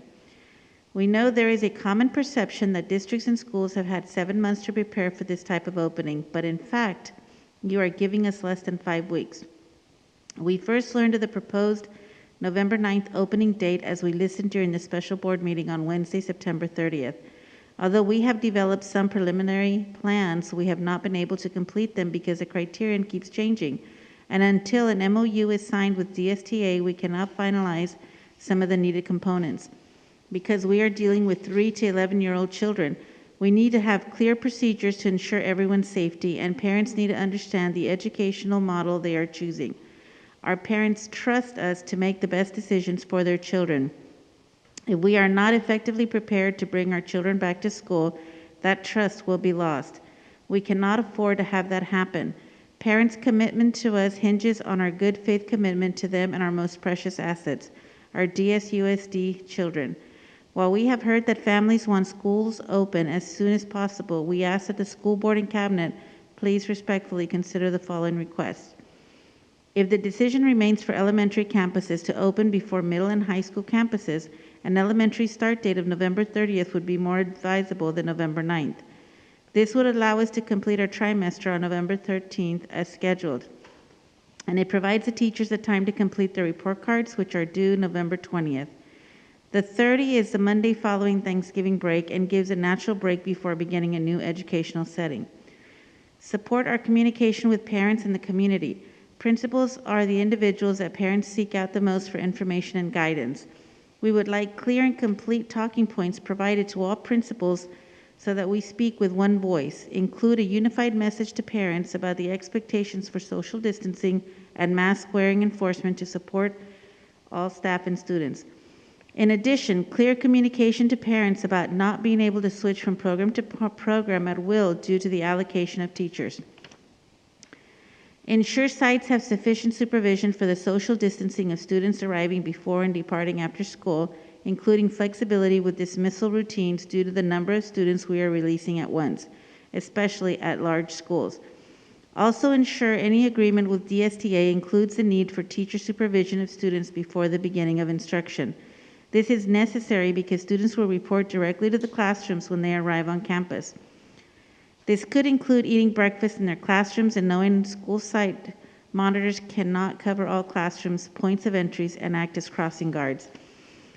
If at all possible, provide coverage for the elementary school health offices. We currently do not have supervision for students sick in isolation areas, which may have to be set up in another building due to space issues. We need additional personnel to help with this area. Thank you for your time and consideration.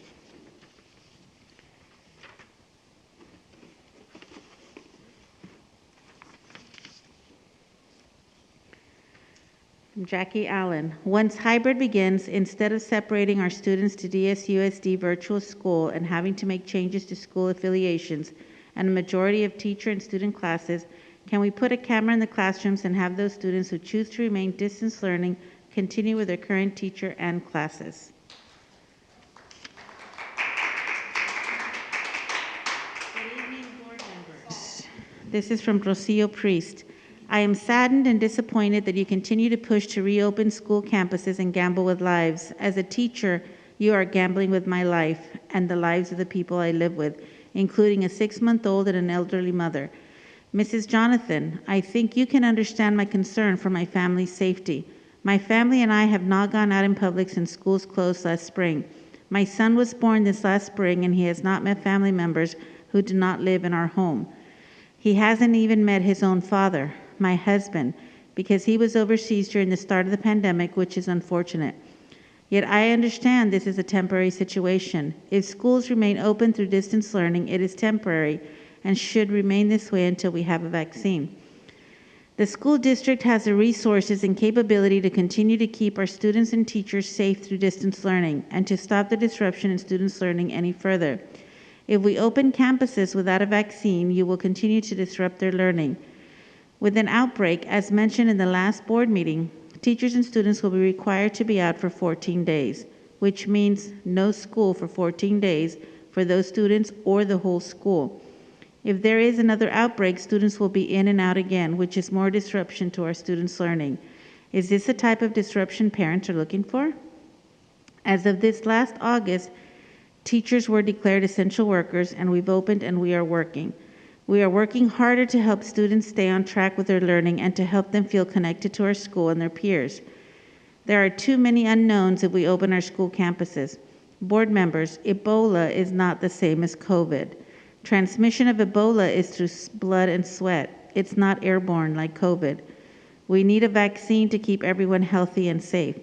Thank you, school district, for your efforts in making us feel safe with all the measures you have planned to put in place. However, we know this is only a false sense of security.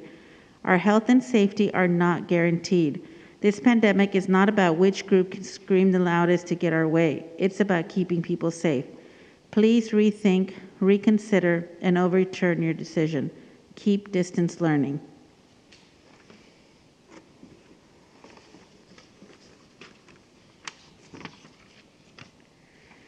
This is from Julie Maltby. As a parent of 2 children at Gerald Ford Elementary, I am kindly asking to not make any changes and allow the kids and teachers to continue the wonderful distance learning model full-time in a safe and effective manner. There has not been any safe school reopening with adequate closure. I am very disappointed in the possible change in plans and in the school board's decision to risk the health of so many. I have always supported this great school district, but this decision is not rational.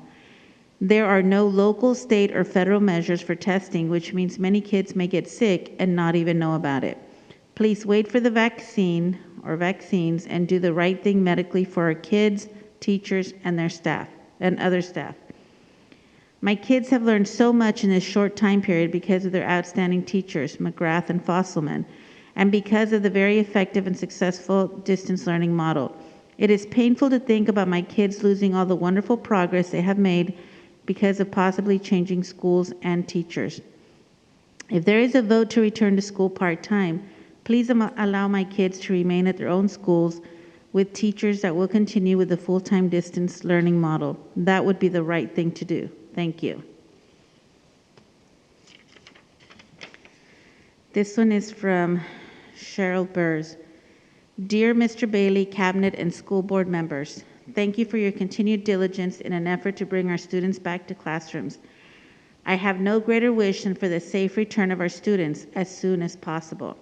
The September 30th, 2020 special meeting has generated some questions. Number 1, why is the projected return date for elementary school students projected for November 9th rather than November 16th? The first trimester ends on November 13th, which is only 1 week later. This allows for a full completion of the first trimester and also an easier transition with no midweek holiday, Veterans Day, for the students. Number 2, will all of our schools be prepared with the necessary health and safety equipment prior to the arrival of the students? Currently, as of October 3rd, 2020, Madison Elementary School has classrooms without proper functioning HVAC. Number 3, will we be giving specific guidance in advance to prepare our classrooms for the arrival of our students? For example, do we need to remove items such as plush toys, which are used as reading buddies, Legos, wooden blocks, etc.? Number 4, are we allowed to keep our classroom libraries for student use? Number 5, will the district supply students with their own plastic pencil cases for safely containing their pencils, crayons, watercolors, markers, colored pencils, etc.? Number 6, if a teacher working from school needs to quarantine and students do not need a quarantine, but the teacher is fine to perform their job, will they be allowed to work remotely?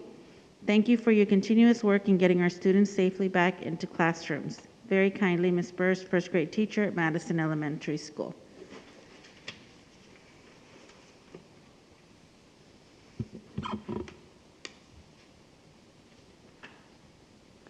This is from Erica Perez. I would love for our students and teachers to return to the classroom, but I'm strongly in favor for waiting until it's safe to do so. It will not be safe on November 9th. It's uncertain what the flu season will bring this year, and there's truly no need to have the youngest students return to in-school instruction while they've been quarantined for the last 7 months, unexposed to any other germs at such a time. It is not something that is a high necessity for November. It can absolutely wait until we have more information on this flu season and the second wave of COVID-19. I understand that virtual learning is not ideal for everyone and that there are students who would benefit greatly from in-class instruction. However, there remain significant flaws in the proposed hybrid learning environment, and this does not seem like something to rush into. Lack of testing for teaching personnel to begin in-person instruction, no requirement for mask wearing for second graders and under, and no shields around student desks put everyone at risk. I, like many, lost my job due to the pandemic, so I'm fortunate enough to be able to be home with my son and aid him in his studies. I cannot fathom how working guardians will be able to make the proposed schedule work, especially guardians who work a standard Monday through Friday 9 to 5 job. Additionally, grandparents have been assisting with child care and distance learning for working families and would likely be the ones picking up their grandchildren at noon. This puts that population in unnecessary risk. when everyone has been safely quarantining, benefiting the small for only 6 to 8 hours of in-person instruction a week to put many at risk right before the holiday season and at the start of the flu season seems short-sighted to me. Additionally, the proposed hybrid plan will cause further stress on the students, disrupting not only their school routine, but change their teacher affiliation and classmates. What will the quality of instruction be when the teachers are required to remain at their desks and not utilize the visuals of the younger group of learners need? This also runs the risk of more exposure and grade level shutdowns if one person or student is exposed. I understand that classrooms may need to be adjusted as more teachers will not be hired and some may be lost due to a medical inability to attend in person, and as guardians make their final decisions on how their students will learn. Significant changes like the hybrid model proposed may be easier to handle later in the school year when more information is available and universal precautions to reduce infection spread are implemented. Our students and teachers are both negatively impacted in this approach, and it does not seem right. It would be reasonable to wait until January and use that time to develop a better plan that supports our teachers supporting our students safely. David Benbenek. Medical experts are saying there is a second wave coming. Why reopen schools when we are just going to have to shut them down again? While I understand that elementary school children do require more hands-on learning, I am not crazy about the district using my daughter as a guinea pig to see how reopening goes under the guise concern for her educational development.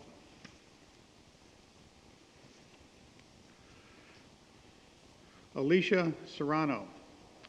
My daughter has chronic asthma and I would not like to risk her health by sending her to school in person. She deserves to graduate from her high school, Shadow Hills High School. It has been brought to my attention that if she selects distance learning during the worldwide pandemic crisis, she will be graduating from Horizon. Is this true? If that is the case, it seems that she is being penalized for having a health condition by not being allowed to graduate with the friends that she has seen since kindergarten.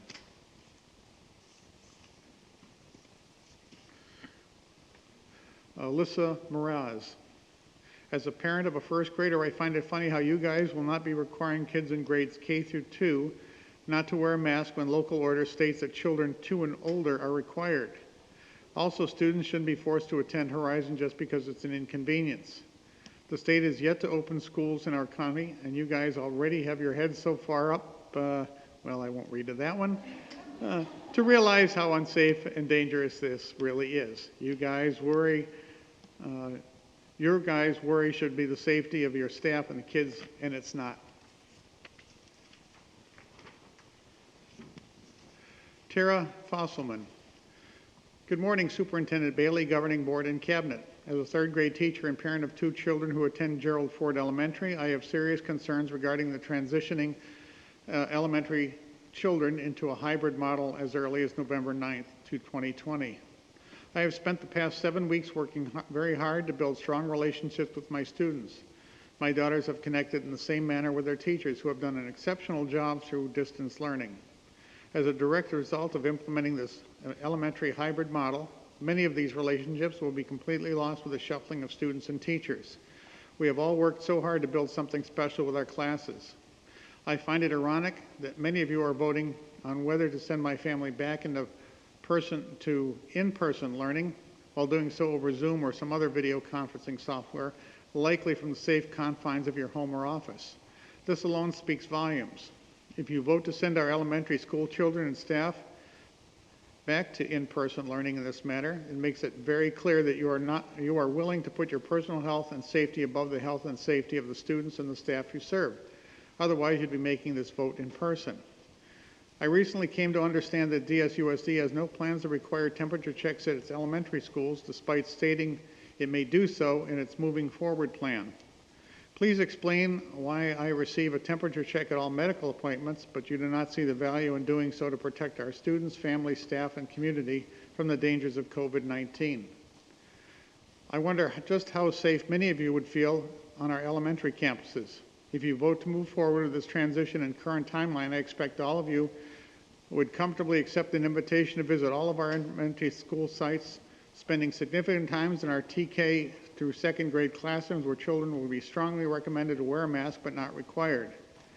If the above invitation results in even the slightest hesitation or pause in your end, perhaps a moment of reflection would do us all some good. Sincerely, Tara Fosselman.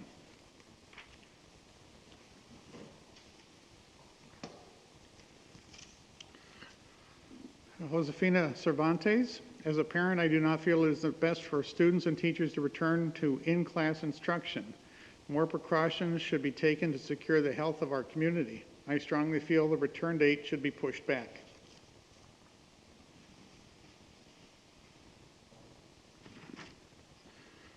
Now, this one just signed by Gabriel. It seems like we are rushing a very important decision with potentially dire circumstances when discussing return to on-site schooling in 1 month. It is like there is a major benefit for someone, but I can't begin to understand who would benefit. It seems like everyone would just be making more concessions just to force something different. We all want our kids to have a normal school experience, but no recess, wearing masks all day, and sitting at distance desks for 2.5 days per week, and then still having distance learning on the other 3 days a week does not seem any more normal than what we have now. It just adds more routines that will need to be scheduled for parents, kids, and teachers. The teachers, in fact, would still have to deal with Zoom classes 5 days a week, plus teaching kids 4 days a week. When you take all of that into consideration, and then think about how 5, 6, and 7-year-old minds will deal with the extra stress, it seems like it should be a non-starter. Most of us have been keeping our children away from other people for the past 6 months, telling them it is due to a deadly virus. Then all of a sudden we're going to tell them to go into a room with 20 people, but the virus is still out there. So to stay safe, they can't get close to any of them. We're just asking them to be confused and scared of people. Please be patient. Please wait for a vaccine. Please do not force parents to choose between taking away their kids' teachers or taking away their safety, even if they might lose their teacher. Please do not put some of the most important people in our children's lives, their teachers, at risk. Now that this makes sense, please do not shake things up for the sake of trying something different.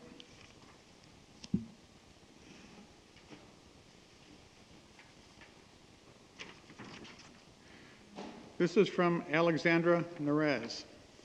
Good evening. Please allow me to start off by saying thank you to our board for coming together to try to come out with a sound proposal to return to school. I truly appreciate the effort and time that was spent on the proposal. I know that this isn't something that one comes up with in minutes, and I truly think you're trying to create a proposal that assisted in moving our district forward. As much as I appreciate the efforts, I cannot support the proposal as it stands. I think our district is truly an incredible one that I am proud to say we are a part of. Our district is better than this proposal, and it deserves better. The students, teachers, and parents and staff deserve better. We are proud Ford Falcons and love everything about the school, as do the vast majority of students, teachers, and parents who are affiliated with Ford.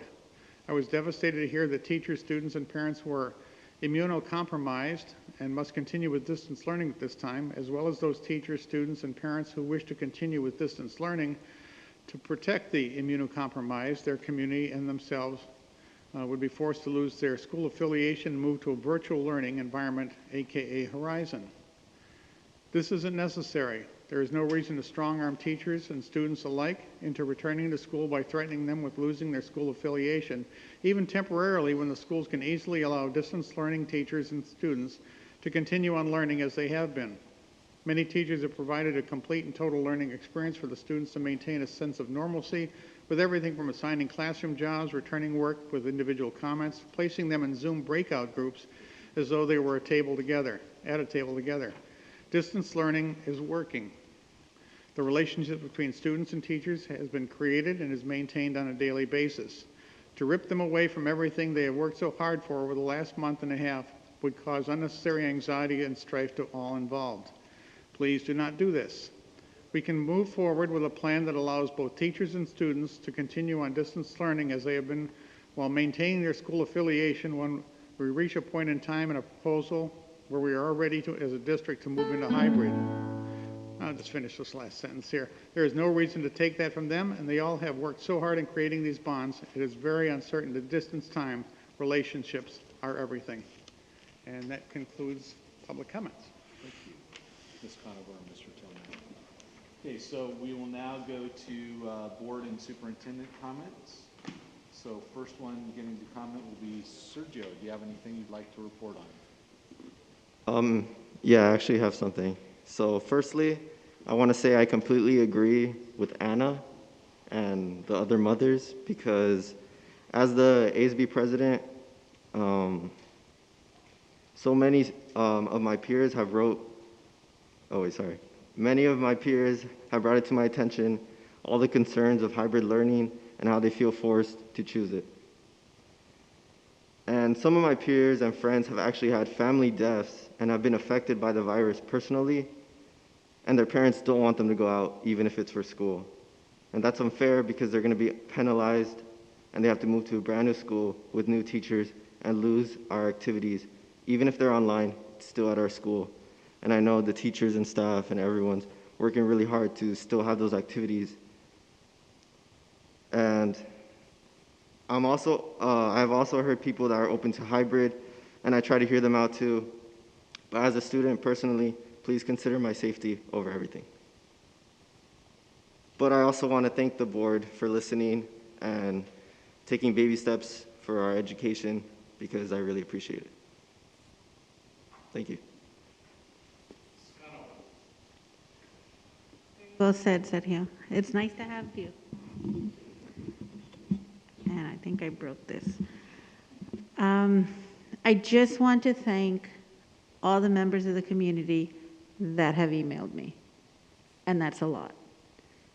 I have not been able to finish reading them because a lot of them came in today, but there is a lot, and I do read them. It might take me a little while to read them because there is quite a few, plus all the 425 or so comments that were emailed to us earlier. I've been trying to go through them all and know that you are being heard and your input is appreciated. Yeah. Thank you. Mr. Shulman. Thank you very much. Pleased to see so many folks here with Open Our Schools t-shirts on tonight. Thank you very much for being here this evening. I'm sure most of you have had an opportunity to visit grocery stores or department stores or banks or hospitals, even to get flu shots now, and even restaurants. In fact, I had the opportunity to join one of our teachers for what we call a beer summit here just this last week on a Friday to sit outside and have a talk. So everybody else seems to be able to get on board with their lives, but not certainly here. And I can understand some of the folks that have that opinion. I mean, they've been scared, and they've been scared a lot by the media. And media does this. I mean, how many years have we gone by with swine flu, bird flu, SARS, MRSA, Legionnaire's disease? I mean, there's been one after another, and it's always been a crisis. The world is going to come to an end. I mean, even for the mad cow disease, we had people for months that wouldn't even have a burger anywhere. And like I said, the media hypes these things up. We have masks, we have social distance, we have protective plexiglass, we have air filters. There's just so much that's out there that's protecting folks. And I understand the fact that people have underlying conditions. I mean, people that are old, they're morbidly obese, they have underlying health conditions. I mean, those things are there. And for those folks, I would expect them to be protected and isolated. But for the rest of us that aren't in that position, no.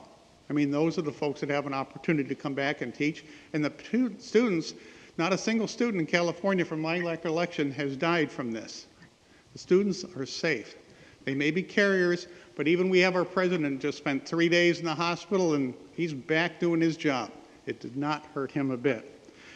We all remember when this started, back in March.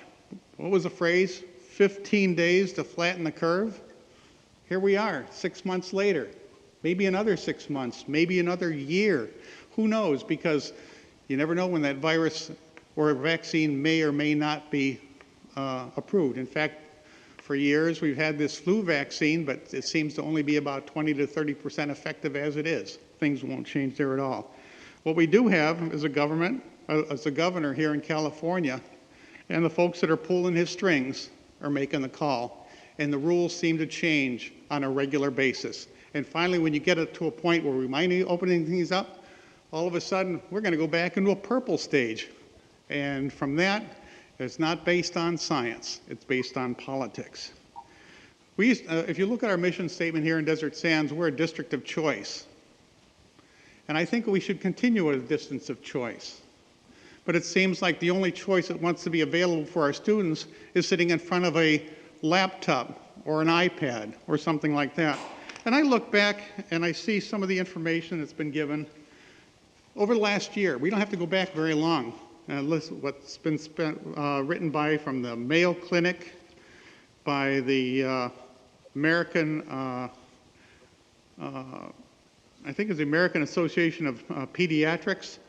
And what they've been saying, in fact, there's a great story out from the neurophysiological testing folks. It said in the article, and you can pick this up online, understanding the negative effects of screen time on your child's mental health.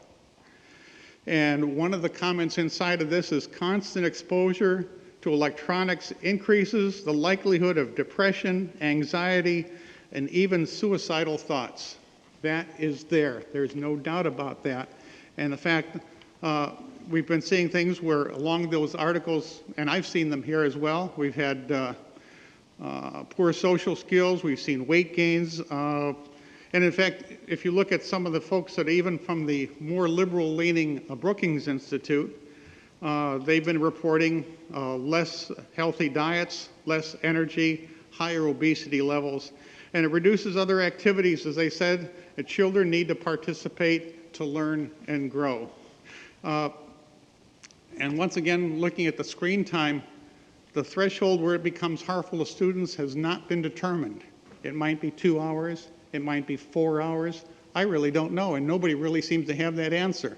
But if you're going to continue to put kids in that position, you're going to be detrimental to their health. So the faster we can get back into a traditional type of classroom is certainly one of those things I'm looking forward to. And that ends my comments. This is Jonathan. Thank you. First of all, I'll share that I've visited some classrooms. I got some invites from Ford Elementary, and I had the pleasure of being at their school virtually for the past 2 days, and some wonderful teaching going on there, and they've done an incredible job. With regards to, and I don't want to get too much into this because it is on our agenda, and at that time we'll be able to speak, but I want to reiterate kind of what Ms. Conover said, Anna Conover, that we have gotten numerous emails and letters. And by the way, if people are wondering why I go virtual, I have a brother who I am very close to, who has COPD. He wears an oxygen tank. He's had multiple heart attacks, and he's a year older than me. And I value being able to see him and hug him. And I will watch where I am, and I will be careful where I am. So be very careful about making accusations or implications. This is a time when we need to be compassionate and understand that each person has a different point of view, and we need to stop pointing fingers at each other, and we need to stop being accusatory. We need to be back and having compassion, truly. I will tell you, I want the best for our students. And quite honestly, every single person that spoke tonight wants the best for our students. And somehow we're going to have to navigate and figure out a way that everybody is happy. And I don't know if tonight will be the day or if it will take longer. But we're going to have to learn how to be a little more compassionate. And I'm a little disappointed that there's so much anger there. And I understand, but please, those people that want to go hybrid, understand and have compassion for those people that aren't and that are afraid, and see how their life is going to be have some upheavals. And for those people that don't want to go hybrid, recognize that some of those people have work and they don't know how they're going to get to the office or get to work, or they're leaving their children at home, or they're feeling that their child is not getting the social or academic level that they should be, because this system doesn't work for them. Please, please take the time to be compassionate and actually hear what everybody says, and let's have that dialogue. Thank you. Okay, next, and I'll just give a little background of how I get my perspective. One, I was fortunate to probably have one of the world's best mothers who,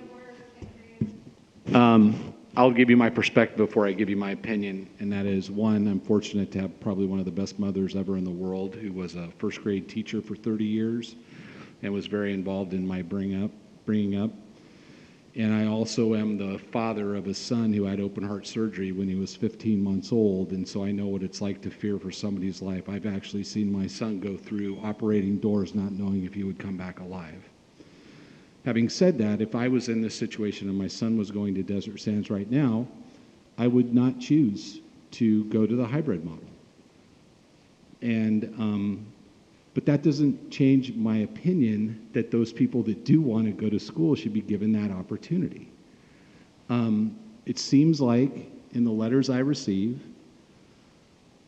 there are many teachers that are willing to go back and teach at a school in a hybrid model where their students are present. And potentially they're not getting their opportunity to do that because of the lockstep formula that's being put forth by the bargaining units. And also, in nothing that we've decided this year, if we told a parent who doesn't want their kid to go back to school that we're going to make them go back to school. Nothing we've said, you can, if you want to do distance learning this entire year, you will get to do that.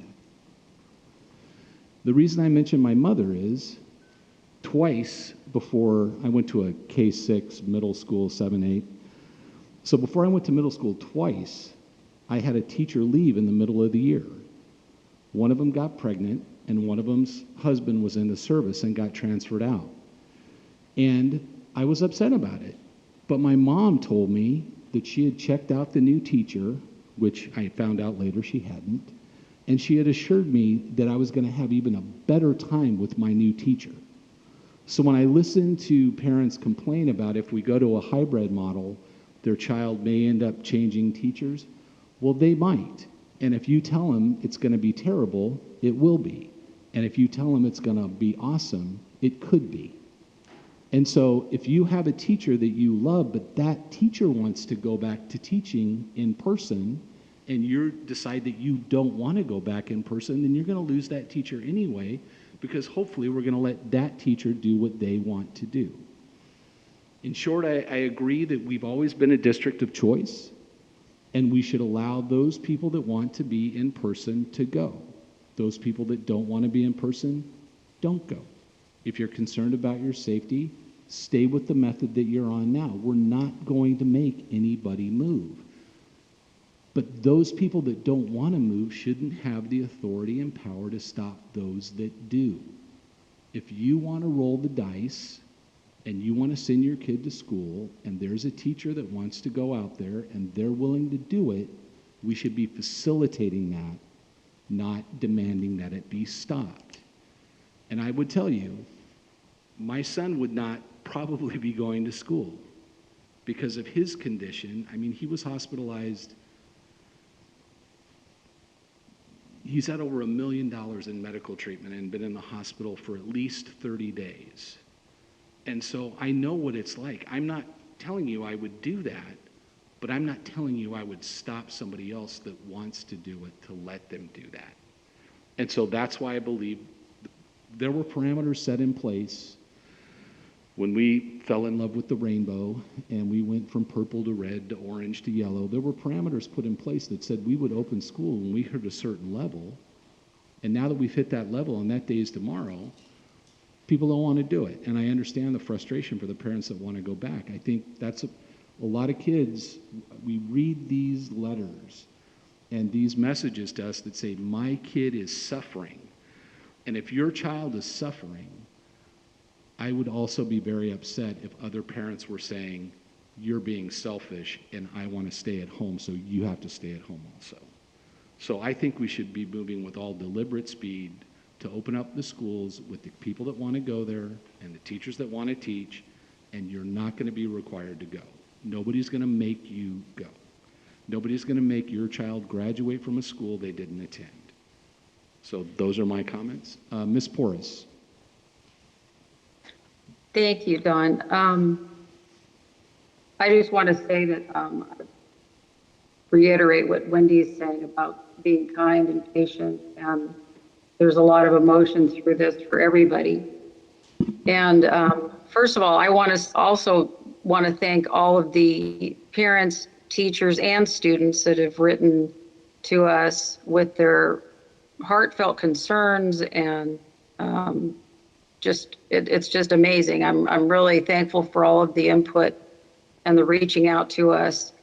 And I too, like Anne, I have not been able to finish reading everything because it's just so much. And I'm trying to respond to everybody, and I haven't been able to respond to everyone. But I wanted to say that I too visited a couple of classrooms at Harold Ford online.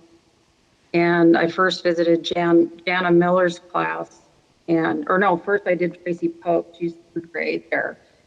And it like brought tears to my eyes watching her teach and watching the children's engagement and participation.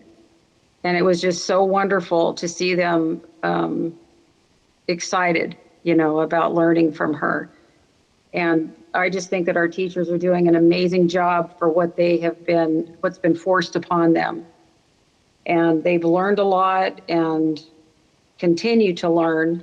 And I also visited Anna Miller's class today, and it was great to hear her teach her kids and talk to them. And I asked her if they, because of the small, they meet in small groups, and I asked her about the emotional connections, and she said yes, that her students have made friends with each other. They're learning well. They're doing very well in comprehension and engagement. And she teaches her curriculum, and then she has her time open to where she's able to meet with the children if they need her extra help. I spoke with Kate Jackson, who is a high school teacher at math, and she said that last year, the class that she taught in class, she had 10% of the kids had A's, and this year with online teaching, 60% of them have A's in math. And anyway, I was curious about them having kind of like a fun Friday or something like that. And I spoke with Principal Mark Baldwin from Reagan. And he said that Christy Joyner and Patty Rice, they had gotten together and put together a Friday dance party, and they had over 500 kids having a little dance party, which I think is pretty awesome. So I know that we're restricted in one aspect, and we're really trying to make the best of the situation. And I just feel like, for me, the way I feel about our kids and our teachers and our staff is that the health and safety and well-being of them is the most important. And this is a pandemic. This isn't the flu. This isn't Ebola. This is something that hasn't happened since, 1918 or something like that. If I got the year wrong, I'm sorry, but this is something that has never happened to us in our lifetime. And it is serious. And I do listen to science, and I do listen to the numbers. And my daughter went to school with a young man who was 40 years old, and he got COVID about a week ago. And he didn't feel well. He went to bed, and his grandmother went to wake him up the next morning, and he was dead. So he didn't even get his results back that he had COVID, and he was gone. So this is real. This is not something that we're just, COVID is the one that's running this. and determining how we are going to open up our schools. And we have to have it be completely safe as much as possible for our kids and our teachers. And I just, to me, that's the most important thing. So I appreciate you listening to me, and I look forward to hearing more comments from teachers and from students and from parents over the course of the next, week or so. So anyway, that's all I have to say. Thanks. Bailey. Yes, pardon me for the divergence to the lighter side of things, but I just wanted to recognize, I didn't realize it was official yet, but Dr. Kelly Mae Vollmer has been named California IT and Educational Leader of the Year. So congratulations, Dr. Vollmer.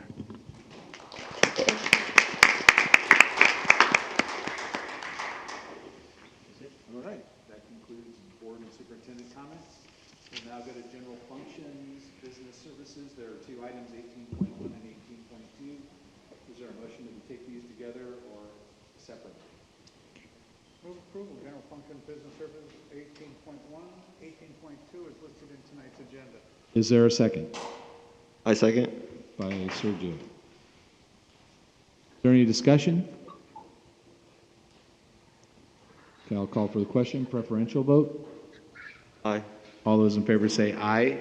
Aye. Aye. Opposed? That carries 6-0. General function ed services, the first one is a resolution, so that needs to be voted on individually. 19.1, resolution number 11, 2020-2021, pupil textbook and instructional material compliance for fiscal year 2020-2021. Is there a motion to approve this resolution? So moved. Is there a second? I second. Correct. Any discussion? Okay, we'll call for the question. Preferential vote? Aye. Aye. Gary Tomac. Wendy Jonathan. Aye. Donald Griffith says aye. President Porras? Aye. Okay, that carries 6-0. Now the rest of 19, section 19, 19.2 to 19.6, we can take those together or as a group. Move approval, items 19.2 through 19.6 is listed under tonight's agenda. All right, by Mr. Tomac, taken as a group. Is there a second? I second.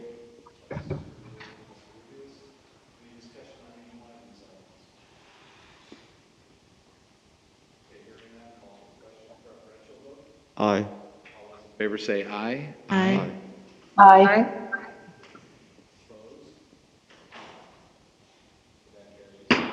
6-0. General function personnel services 20.1 to 20.8. Like to take these as a group or individually or pull any of them out? I move to take general functions personnel services items 20.1 through 20.8 as a group. All right, by Mrs. Conover. Is there a second? Second. Any discussion? Hearing none, call for the question. Preferential vote? Aye. All those in favor say aye. Aye. Aye. Opposed? 6-0. General function student support services. We have three items, 21.1 to 21.3. Is there a motion to take these together or would like to take these individually? I move to take items 21.1 to 21.3 as a group. Conover, is there a second? Second. By Serbius. Any discussion? Okay, hearing none, call for the question. Preferential vote? Aye. All those in favor say aye. Aye. Aye. Opposed? Okay, that carries 6-0. General Function Superintendent, there's only one item, 21.1, proposed timeline for return to in-person student learning. Is there a motion to approve this matter? Item 22.1, I make a motion to table item 22.1, which is to table direction on the timeline for return pending negotiations with DSTA as required by law. And I'll second that, Wendy Jonathan. Okay, so it's been moved by Anna Conover and seconded by Wendy Jonathan to table 22.1. So preferential vote? Aye.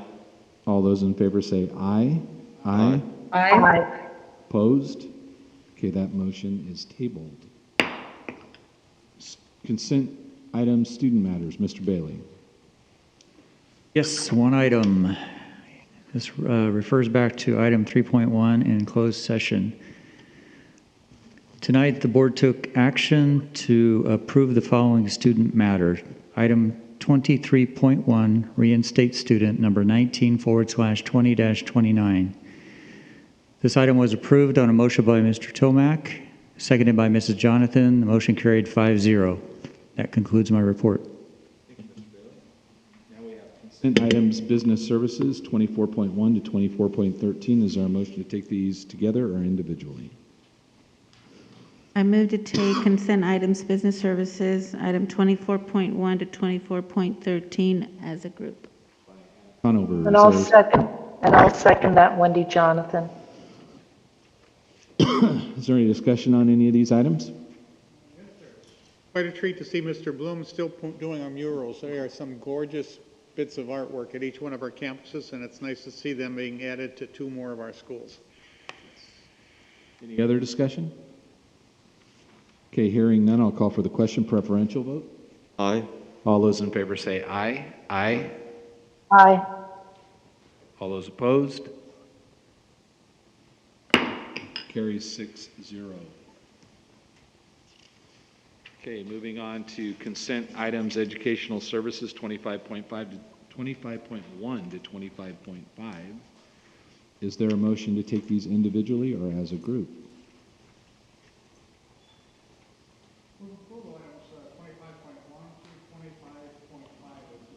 Tonight's agenda. By Gary Tomac, is there a second? I second that. By Sergio.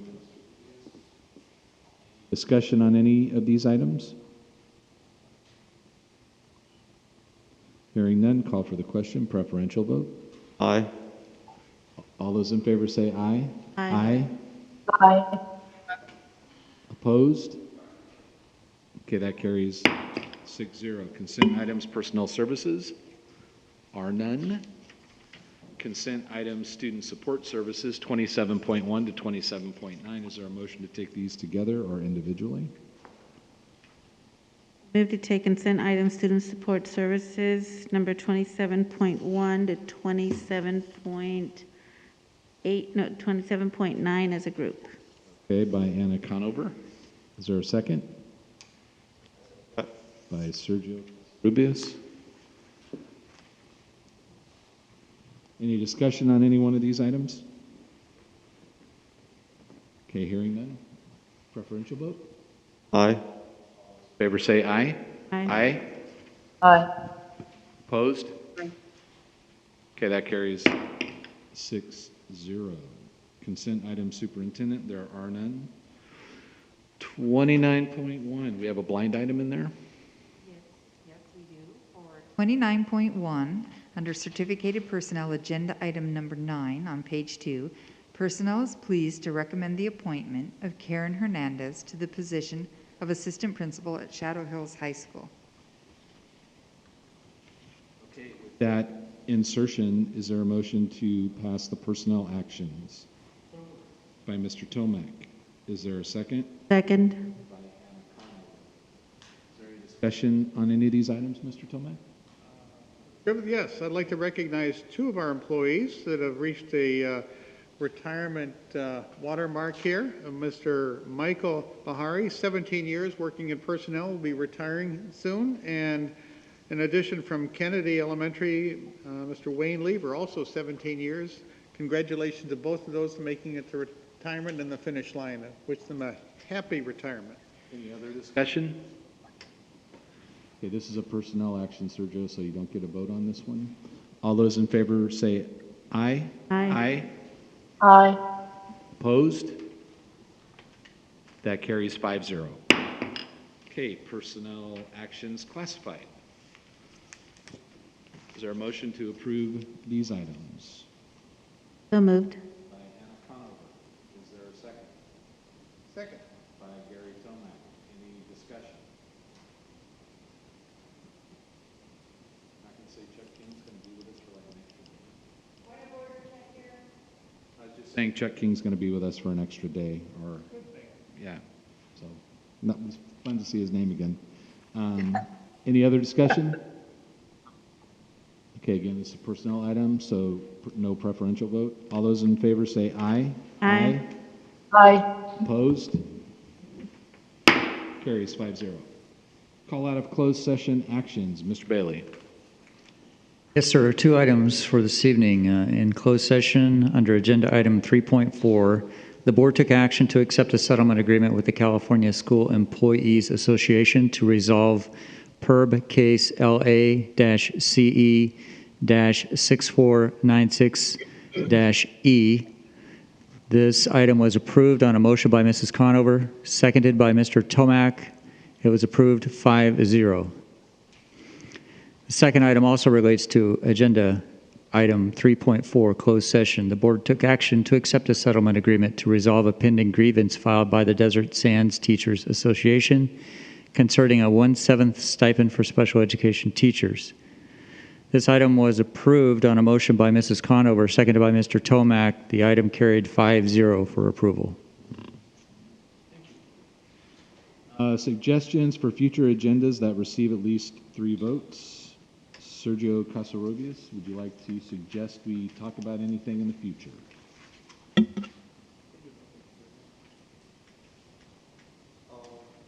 I'm assuming we'll bring back the whole school topic, right? Yeah. Then, yeah, that's it. Nothing, thank you. Mr. Tomac? No, sir. Mrs. Jonathan? No, but I did want to say something because that reminded me. Sergio, thank you, and congratulations, by the way, and you've done a great job tonight. I did want to say one thing. I know a lot of people have been saying that they don't want to be part of Horizons, and again, I'm not